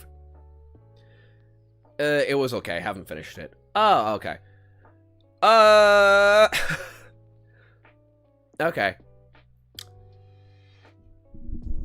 You should. It's great. My Hero Academia is one of the most underappreciated series of all fucking time. Massively. Do you know about Omniscient Reader's Viewpoint anime announcement? I do. I do, and I can't wait, because, God, I really hope it's Studio Bones. Or, yeah, Studio Bones that does it. Because it's Aniplex production.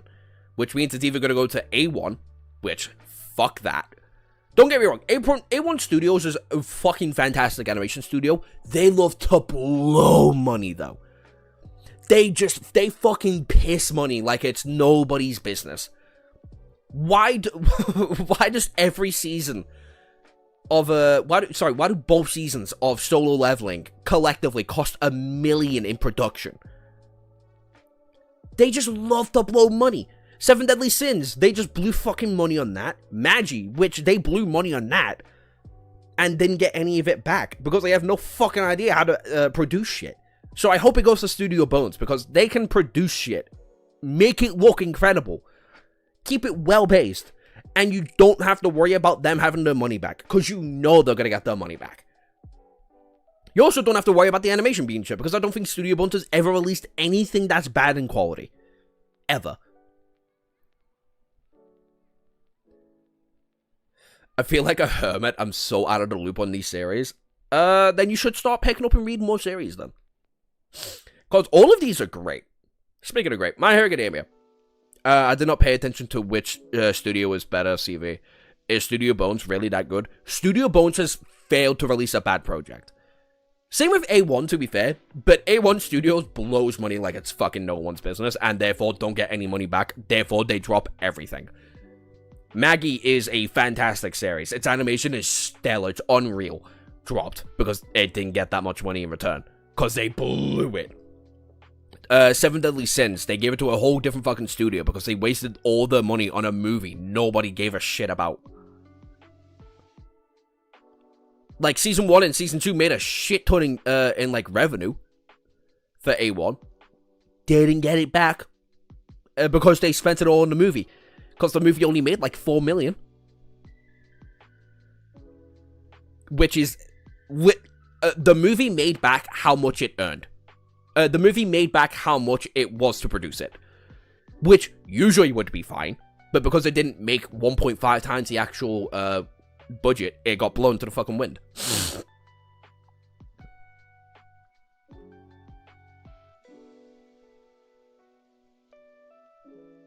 Yeah. I'm in a stunning move. Before Horse, can we get Scurvy back? I'll have to leave for today. Later, Arlen. Oh, that's Ophi. 1 minute.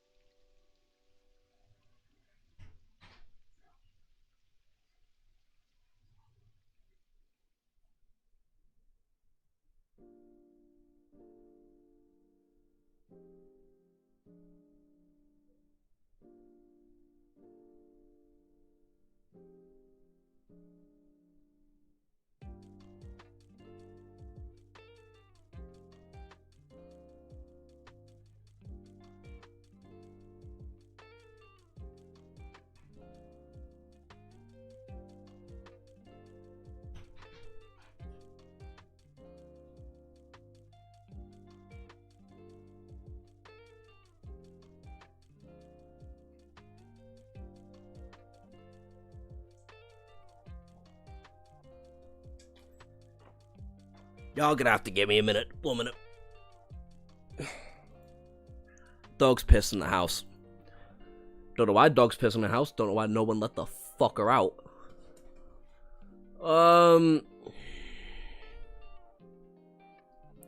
I don't know what the fuck y'all can watch. Y'all can watch the Panda Red for a bit. Let me watch Panda Red for a bit. I'll be right back. Is there truly anything more fun in this world than a character made completely and utterly out of spite? Characters so deeply steeped in satire, if not outright parody, that it's hard to tell if they're meant to be comedy or commentary? Listen, you know the exact kind of character that I mean, even if you don't actually think you do. I'm talking about your Deadpools, your Rorschachs, your Peacemakers, the characters that start life as a stand-in or a commentary on another character or archetype that are slowly molded into fully fleshed out characters all their own by time and the benefit of multiple perspectives. When done wrong, these characters can come off as, shallow, crude, juvenile readings of beloved stories. Angry writers lashing out at a concept that they don't fully care to understand. But when it's done right, it can produce some of the most entertaining and noteworthy concepts that the medium of comics have to offer, while honestly usually still being pretty crude and juvenile, but in a fun way. And with one such dolphin-loving, chain-smoking, hog-cranking Basnich making his long-awaited big screen debut this year, I thought it high time to share with you what is quite possibly the greatest underappreciated example of this concept made main manifest. This is Lobo, the last Zarnian, the main man, assassin to royalty and scourge of the cosmos. I fucking love Lobo.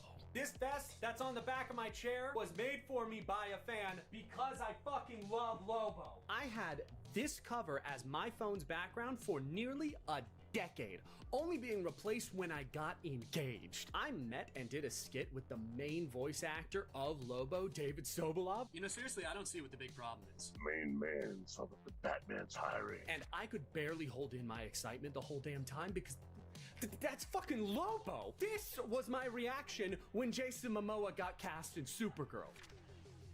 Yeah!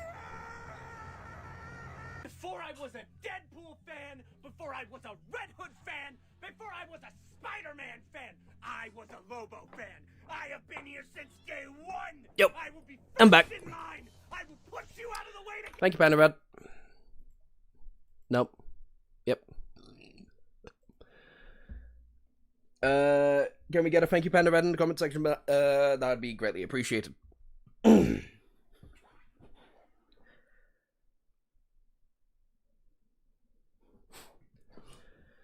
I'm already 22.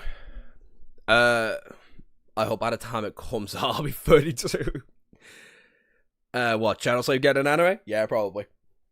Can you check what chapter he goes back to the academy, because I wanted to skip ahead.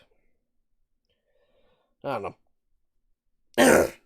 Where was I at? Yeah, you are, Quibs. What the fuck? Bro, this time... Oh, really? At the dentist? It's 11. It's half 11. You live here.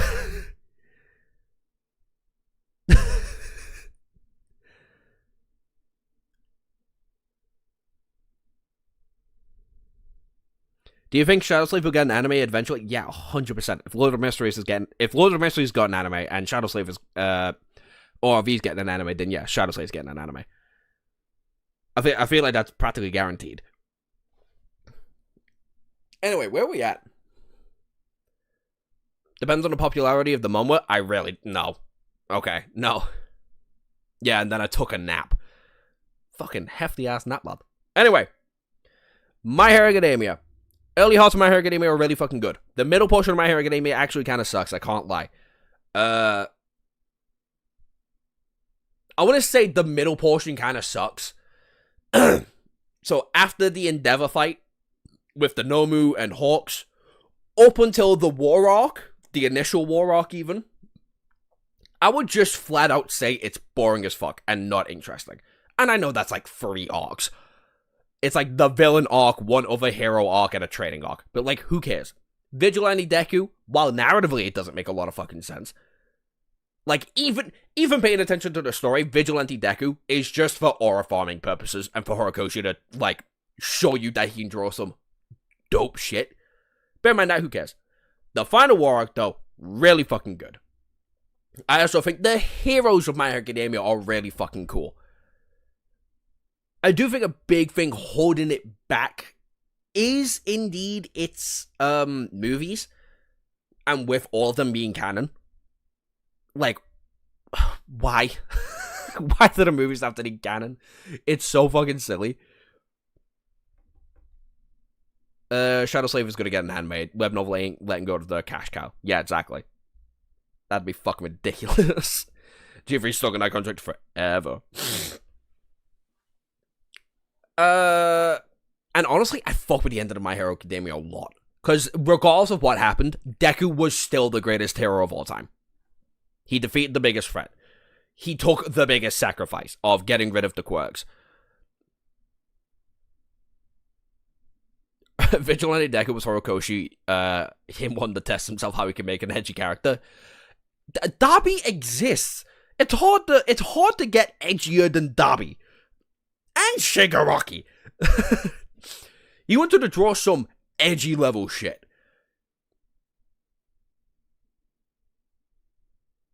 Web novel and G3 aren't that silly. Hopefully. God, I hope not. Anyway, My Hero Academia, I feel like generally overall is like an 8.5 out of 10 simply because of how fucking strong the beginning and end of its story actually is. And even though the middle portion is boring, it is still objectively well written.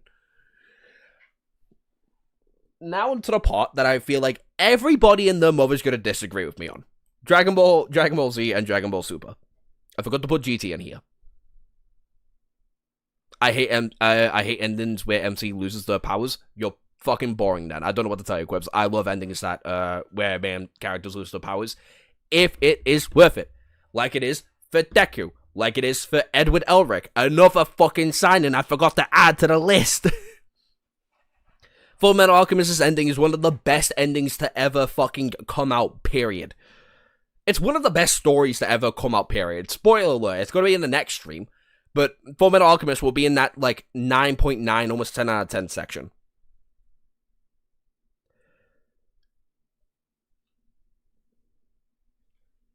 It's so boring. God, your fucking comprehension skills are lacking. Especially since I can only think of fucking 3. Sorry, Kirbs. I'm being annoying. I don't mind such an ending. Without Dragon Ball, we would never get the aura farm in Piccolo. I don't like My Hero Academia's ending, not because he loses his powers, but because of Shigaraki giving up. Shigaraki objectively doesn't give up. What? Shigaraki knew for certain he was going to die. And he was like, I've still got to do my service as a hero to the villains, as a hero to the people that were pushed down on society, like Toga, like Twice, like Dabi by his own fucking father, the their number 1 hero. Shigaraki never gives up, ever. He gets explicitly taken over, and then he regains his quirk after Deku gives up all of his to go kill, All for One. Never once does he ever give up. He was going to die, regardless of what the fucking outcome was.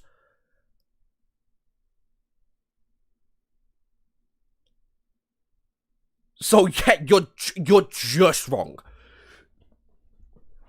My days. Anyway, where do we think I'll put these 3? Because I'll place all 3 of them exactly where I think they deserve to go. But I want to know where the fuck you people want to put Dragon Ball. Because I know so many people are just incorrect about Dragon Ball's rating. And so far, no one's been able to get it correct. No one's been able to get any of these correct.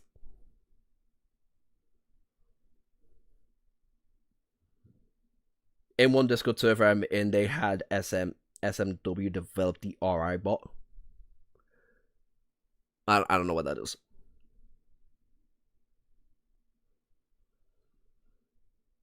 8.5. Good guess. 9. Is this what you think I'm putting it? Or where you guys would put it? Whoa. Dragon Ball 7.4, Dragon Ball Z 8.6, Dragon Ball Super 7.9 is my personal ranking. Fucking good ass ranking. OG Dragon Ball and Dragon Ball Z, you can treat as different entities. 8 to 7.5, it's fair. It lets us just play in the world in the Noctel, essentially. Oh, okay. Fair enough. I would put Dragon Ball about there. About like a 9.3. I'd put Z as a 9.7. And I'd put Super as like a 7.5. That's how I'd do it. I think Dragon Ball Z is so underappreciated.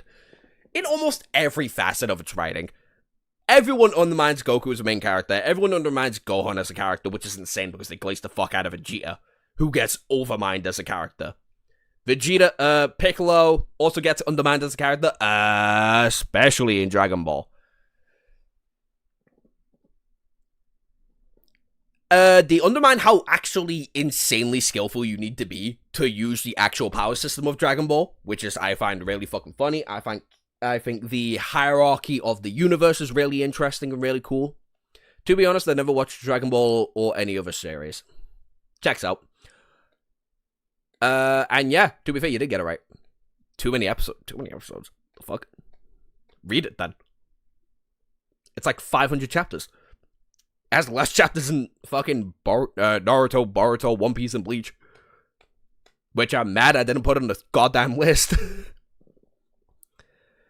Gohan is the god. I wish he took over as the main character as the author wanted to before everyone got mad.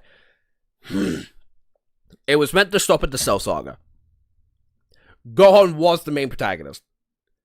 And then you kind of realize, what can you really do as Gohan as the MC that you didn't already kind of perfect in the Cell Saga, right?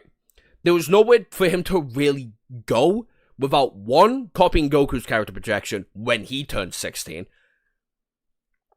Reading manga takes so long, though. It takes so much longer to read a web novel. It takes so much longer to read a web novel. What are your thoughts on Bleach in general? Come to next Tuesday. Because this list is getting updated. I'm throwing everything that I couldn't fucking remember onto this list. Hi, Harsh.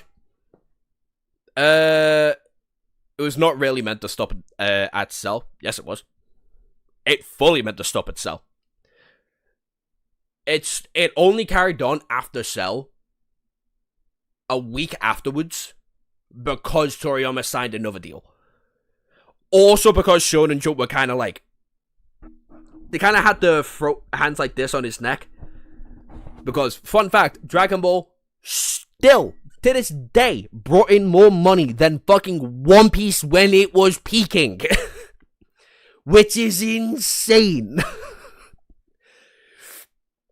But yeah, there's not many flaws you can talk about in Dragon Ball. If you've actually read it. Every complaint that I've heard anybody actually say, whether it be Cell's involvement, whether it be Goku's involvement versus Gohan versus Cell, that can be counteracted. It's not a good counteracting point, nor is it a good point generally, but you can still do it. Every point that you can make in normal Dragon Ball, you can complain about any 80s manga at the time, same with Slam Dunk, same with Hajime no Ippo, fuck, what's it called? Fist of the North Star, Berserk, all of them. You can have the same complaint about fucking all of them. Which is why I have it as a 9.3, because really, the only issues are in the first part, and the King Piccolo arc. I really don't fuck with that arc. But the 23rd Tenkaichi tournament, one of the best tournament arcs in all of fucking history. The only arc that I've got above the 23rd Tenkaichi tournament is the Dark Tournament in Yu Yu Hakusho. That is the only tournament that even touches the 23rd Tenkaichi. Ever.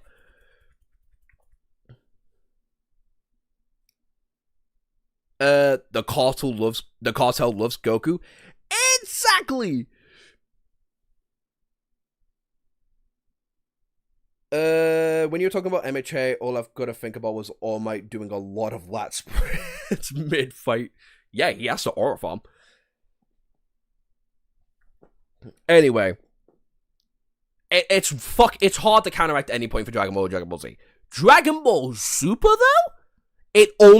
The irony of Dragon Ball Super is that it only really got good when Toriyama stopped getting involved. Because he never wants to write this manga. He never wanted to touch this. He didn't care. It only exists because Japan's economic climate was failing drastically. That's the entire point of its existence, and Dragon Ball Evolution fucking sucked. And you can tell Toriyama didn't give a fuck. You can tell he didn't give a fuck about the Super Saiyan God form. You can tell he didn't give a fuck about the Super Saiyan Blue form. He was like, you know what, let's experiment a little bit with the Goku Black arc. But you know what? Let's give it to the new guy. Not a lot, but to the new guy, right? Fucking,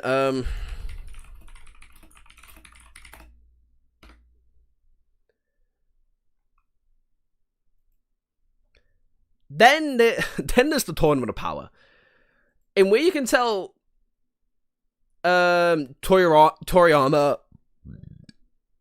was like half writing it, but he was mostly writing for the anime's perspective. Which is really fucking funny. But for like 90% of Dragon Ball Super, it's half-assed. And then Toyotaro took over. Because Toriyama was like, fuck it, it's the general beat, just write it, I don't care. I couldn't care anymore. The anime is done. That was the only part I had to financially give a fuck about was the anime success. Boom, bam, boom, it's fucking done. Go write whatever the hell you want. Then he wrote the Moro arc, which is top 3 arcs in Dragon Ball history. And then the Granola arc, which is one of the best redemption arcs for Vegeta's character. And the fact all he had to do was stop writing it is a fucking insane. And it's the entire reason it's in the 7.5 range.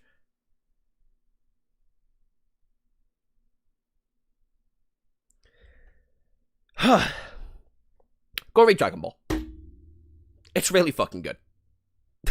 I love Dragon Ball Super. I love how the new arc's doing. I like the superhero arc way more in the manga than I did the movie. I love the Broly movie, also mostly written by Toyotaro, as it turns out. Dragon Ball Daima, you can tell, is the last passion project of Akira Toriyama, and that really fucking sucks. Now you see why I don't have perfect memories like you guys. I don't have any problems with the Super manga. I do. It's very laxy-daisy in its writing. Like, the Goku Black arc in its writing, especially for the anime, fucking blows. It's so bad. Goku Black arc, you can tell Toyotaro was lifting his feet heavily. Like, perfected Super Saiyan Blue, how little Vegeta was actually used, the actual usage of Super Saiyan 2. Toyotaro was in his bag, and it was the first time you could tell Akira Toriyama was taking a legitimate step back from writing his story. But he couldn't take a full step back because he still needed to contribute to the anime. And it wasn't until the Tournament of Power stopped and was looked at as the conclusion of his writing arc in where Toyotaro could fully step in as the main writer. My only real complaint is that they're not giving Toyotaro any more shit to go write it with. Super is mid, man. I didn't like it. It was rough, and I felt like I was dragging myself through a whole time. I didn't feel like I was dragging my feet through the whole time. Like, the Tournament of Power, while terrible, has its sick moments. Ultra Instinct's one of the coolest transformations ever. That is hard to deny. Ultra Instinct is a fucking top form. But the Goku Black arc, the Universe 6 tournament, fucking copy Vegeta, like the anime, it was a drag for a lot of it. And that's hard, that's easy to understand. But the manga does get better, thankfully. And now, here we are. Naruto, the last bit of the shit that I've read. And I'm sorry to tell you, This next part, this one, it's not going to take a whole lot of time. But where do we think all of Naruto's going to go? Naruto Part 1, Part 2, Boruto Part 1, Boruto Part 2. Because I'm going to be talking about it all in a collective bunch. I'm not even a Dragon Ball fan, and I like Ultra Instinct. Okay, yeah, Ultra Instinct always brought my interest back. Lord of the Mysteries power system is perfect. Can't talk on it yet.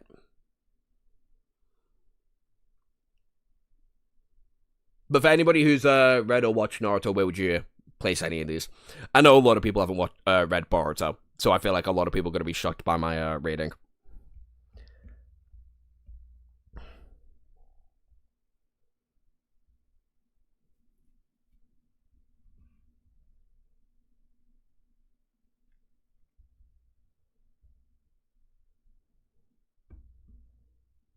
Oh yeah, this video actually got uploaded. I forgot about that.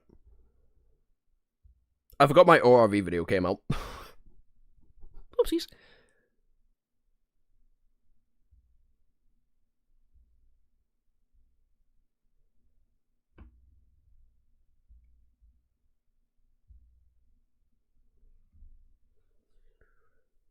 I would give OG Dragon Balls up there with DBZ IMO. That's fair.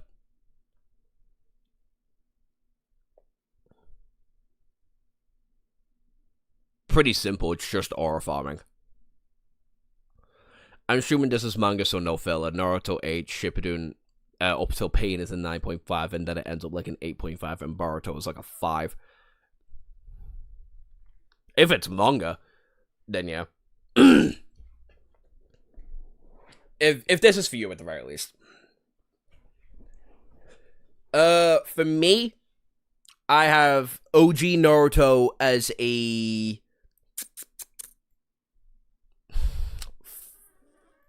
Fuck, I'm an idiot. Let me do something real quick. Someone talked about this early on before, and I didn't really pay any much attention. I definitely should have paid it much attention.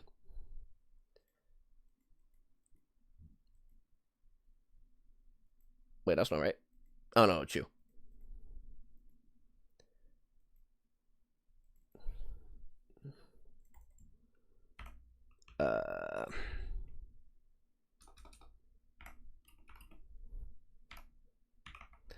I would give it like 8.7.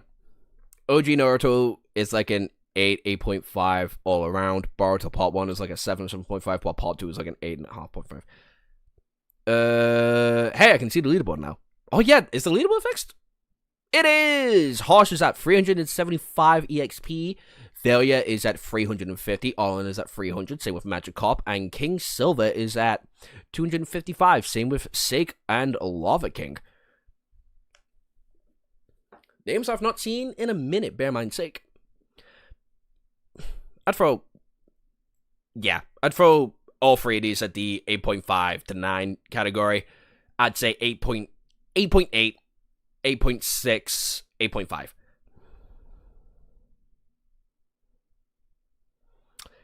Naruto Part 2, I would actually give it like a...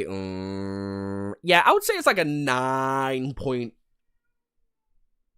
I'd say it's like a 9.4, honestly. Yeah. Yeah, 9.4. Probably about the same rating I would give, and then there were none. Boruto Part 1, I would say is an 8. Yeah, I'd say it's an 8. And then Boruto Part 2, I would give an 8.5. Naruto as a whole is just really fucking good.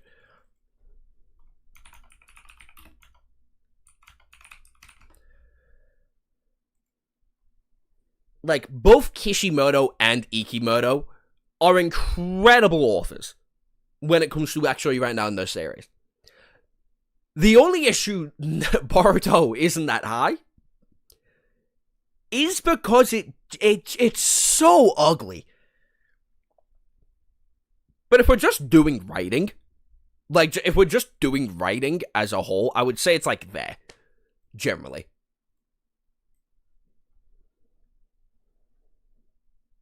The best written out the big three is Bleach. I would agree, generally. Volume 11 is in my top 3 now. That shit was fire all the way through. Oh, Shadow Slave, right. Yeah, no, Part 1 Naruto has probably the single best Chapter 1 ever made. Like, I've never met anybody who doesn't like Chapter 1 of Naruto. But aside from totally not Mark. But his opinion is fucking wrong on a lot of things, so we'll do that.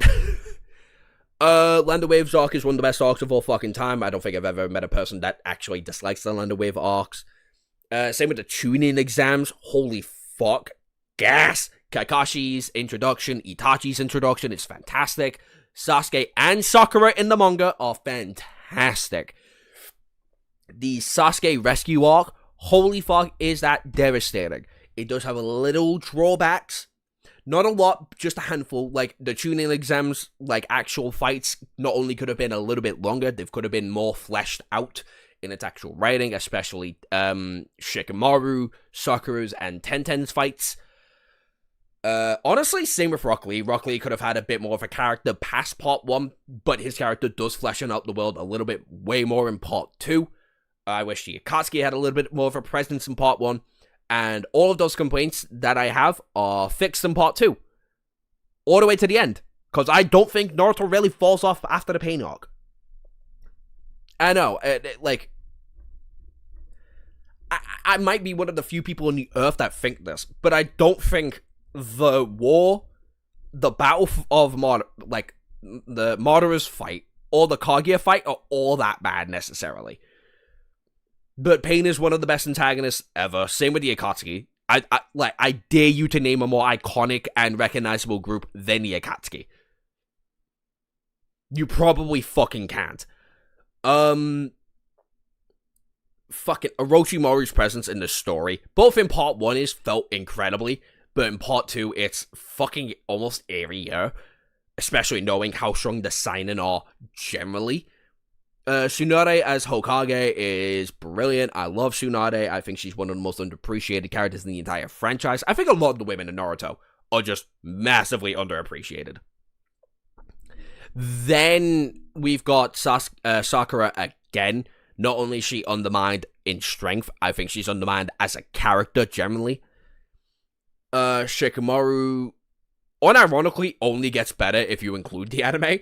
Because of his anime filler arc, which is actually confirmed to be canon now. Which is interesting.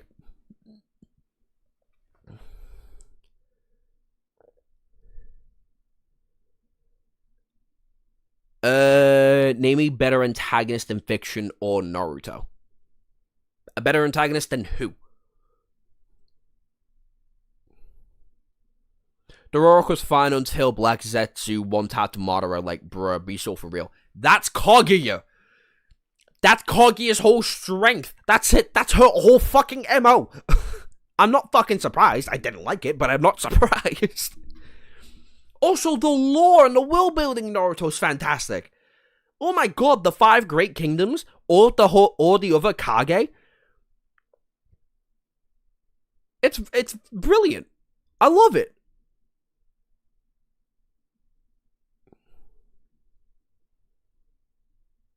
You can't name a better antagonist. You can't name a more iconic antagonist group than the Akatsuki.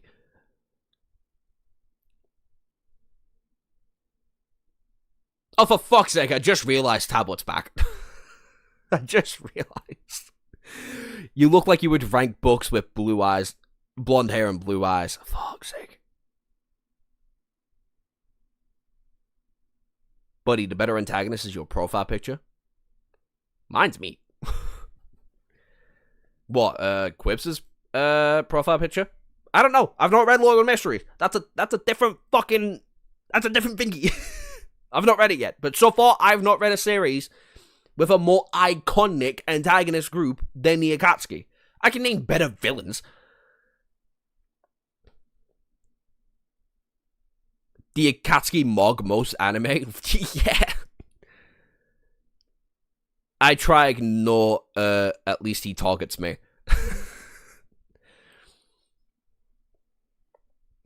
Look, I don't know who Kirbs' profile picture is. I know it's Lord and Mysteries based, but I don't know who the fuck it is, so I can't really comment on it now, can I?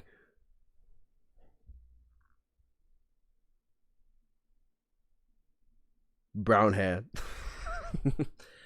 Anyway, I don't mind Kaguya. I don't love her, but I don't mind her. I don't mind Kaguya nowadays because of Boruto and what it does for Boruto. Also, Naruto vs Sasuke. Holy fuck, is that still one of the best one-on-one fights ever?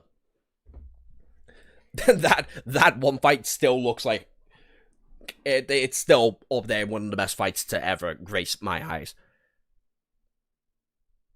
Your profile picture is truly the villain, Joshua. You look like a tomato. It's just zoomed in, bitch. How dare you? And then we go into Boruto. And Boruto's weird. Because it's ugly, but it's well written. I like Sasuke and Boruto. I like Naruto and Boruto. Like, are they the highlights? No! They're not the highlights.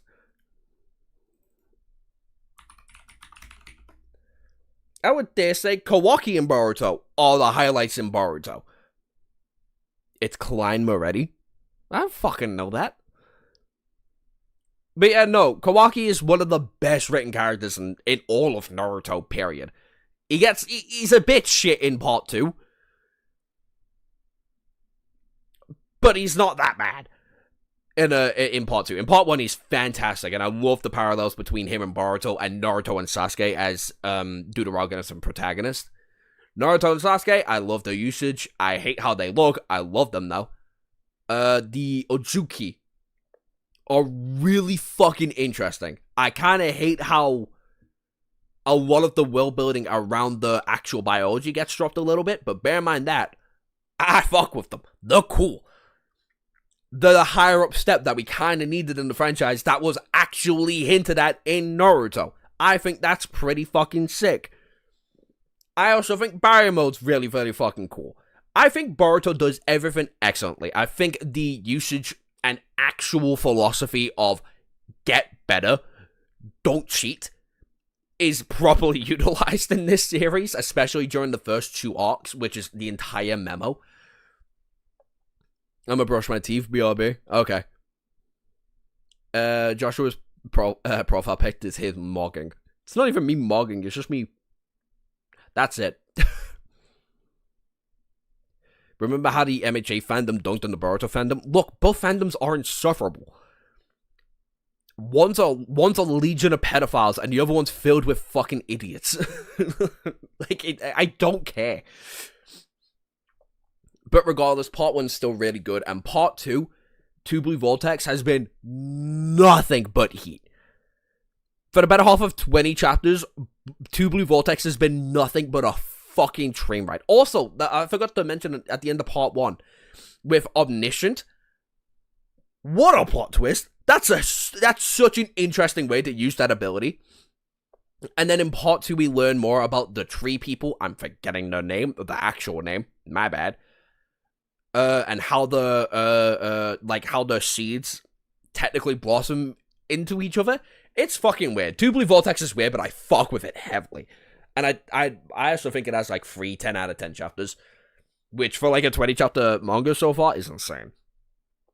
But yeah, that's how I'd have my list. 7.5 is Horimiya, My Dress Up Darling, and Dragon Ball Super. 7.5 to 8 is Mistborn, Fairy Tail, Blue Box, and Black Clover. I was hard blanking on the name there. 8 to an 8.5, I would have Mad, Shadow Slave, and Boruto Part 1.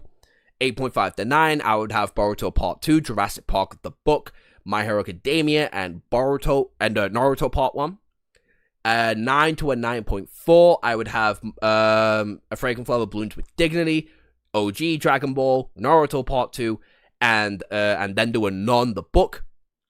And then a 9.5 to a 10 out of 10, I would have Dragon Ball Z and Omniscient Reader's Viewpoint. Whew. And then we've got the shortest one. We're not going to be here for all that long. It's just a couple of novels, a couple of web novels, and one manga. This could also be larger. This could be way fucking larger, but I don't have time because it's fucking 12 at night. So I'm going to speed run through it. Because I'm going to be doing this next stream as well.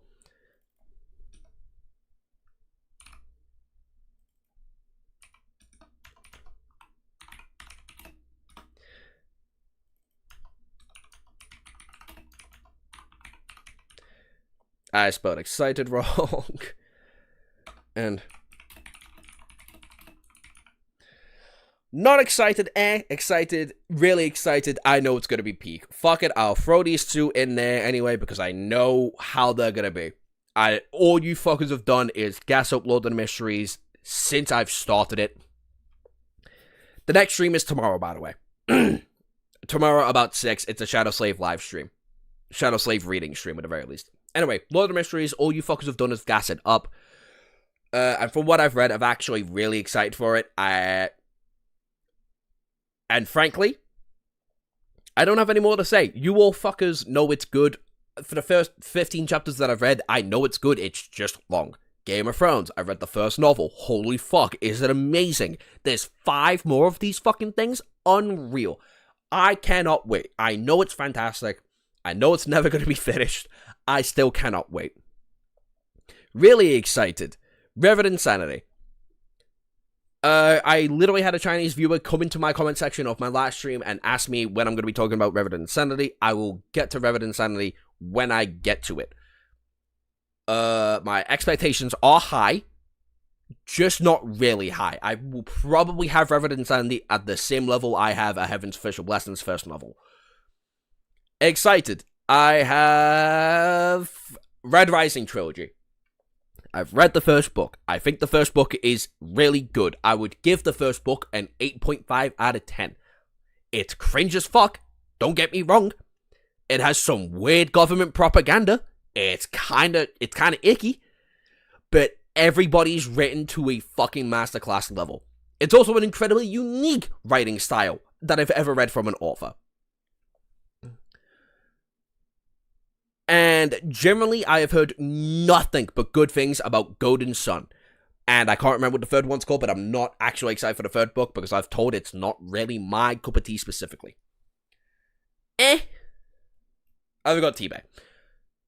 I was excited, but now I'm kind of not. After reading the first 5 chapters, I'm like, oh no. This has kind of gone down a lot on my list.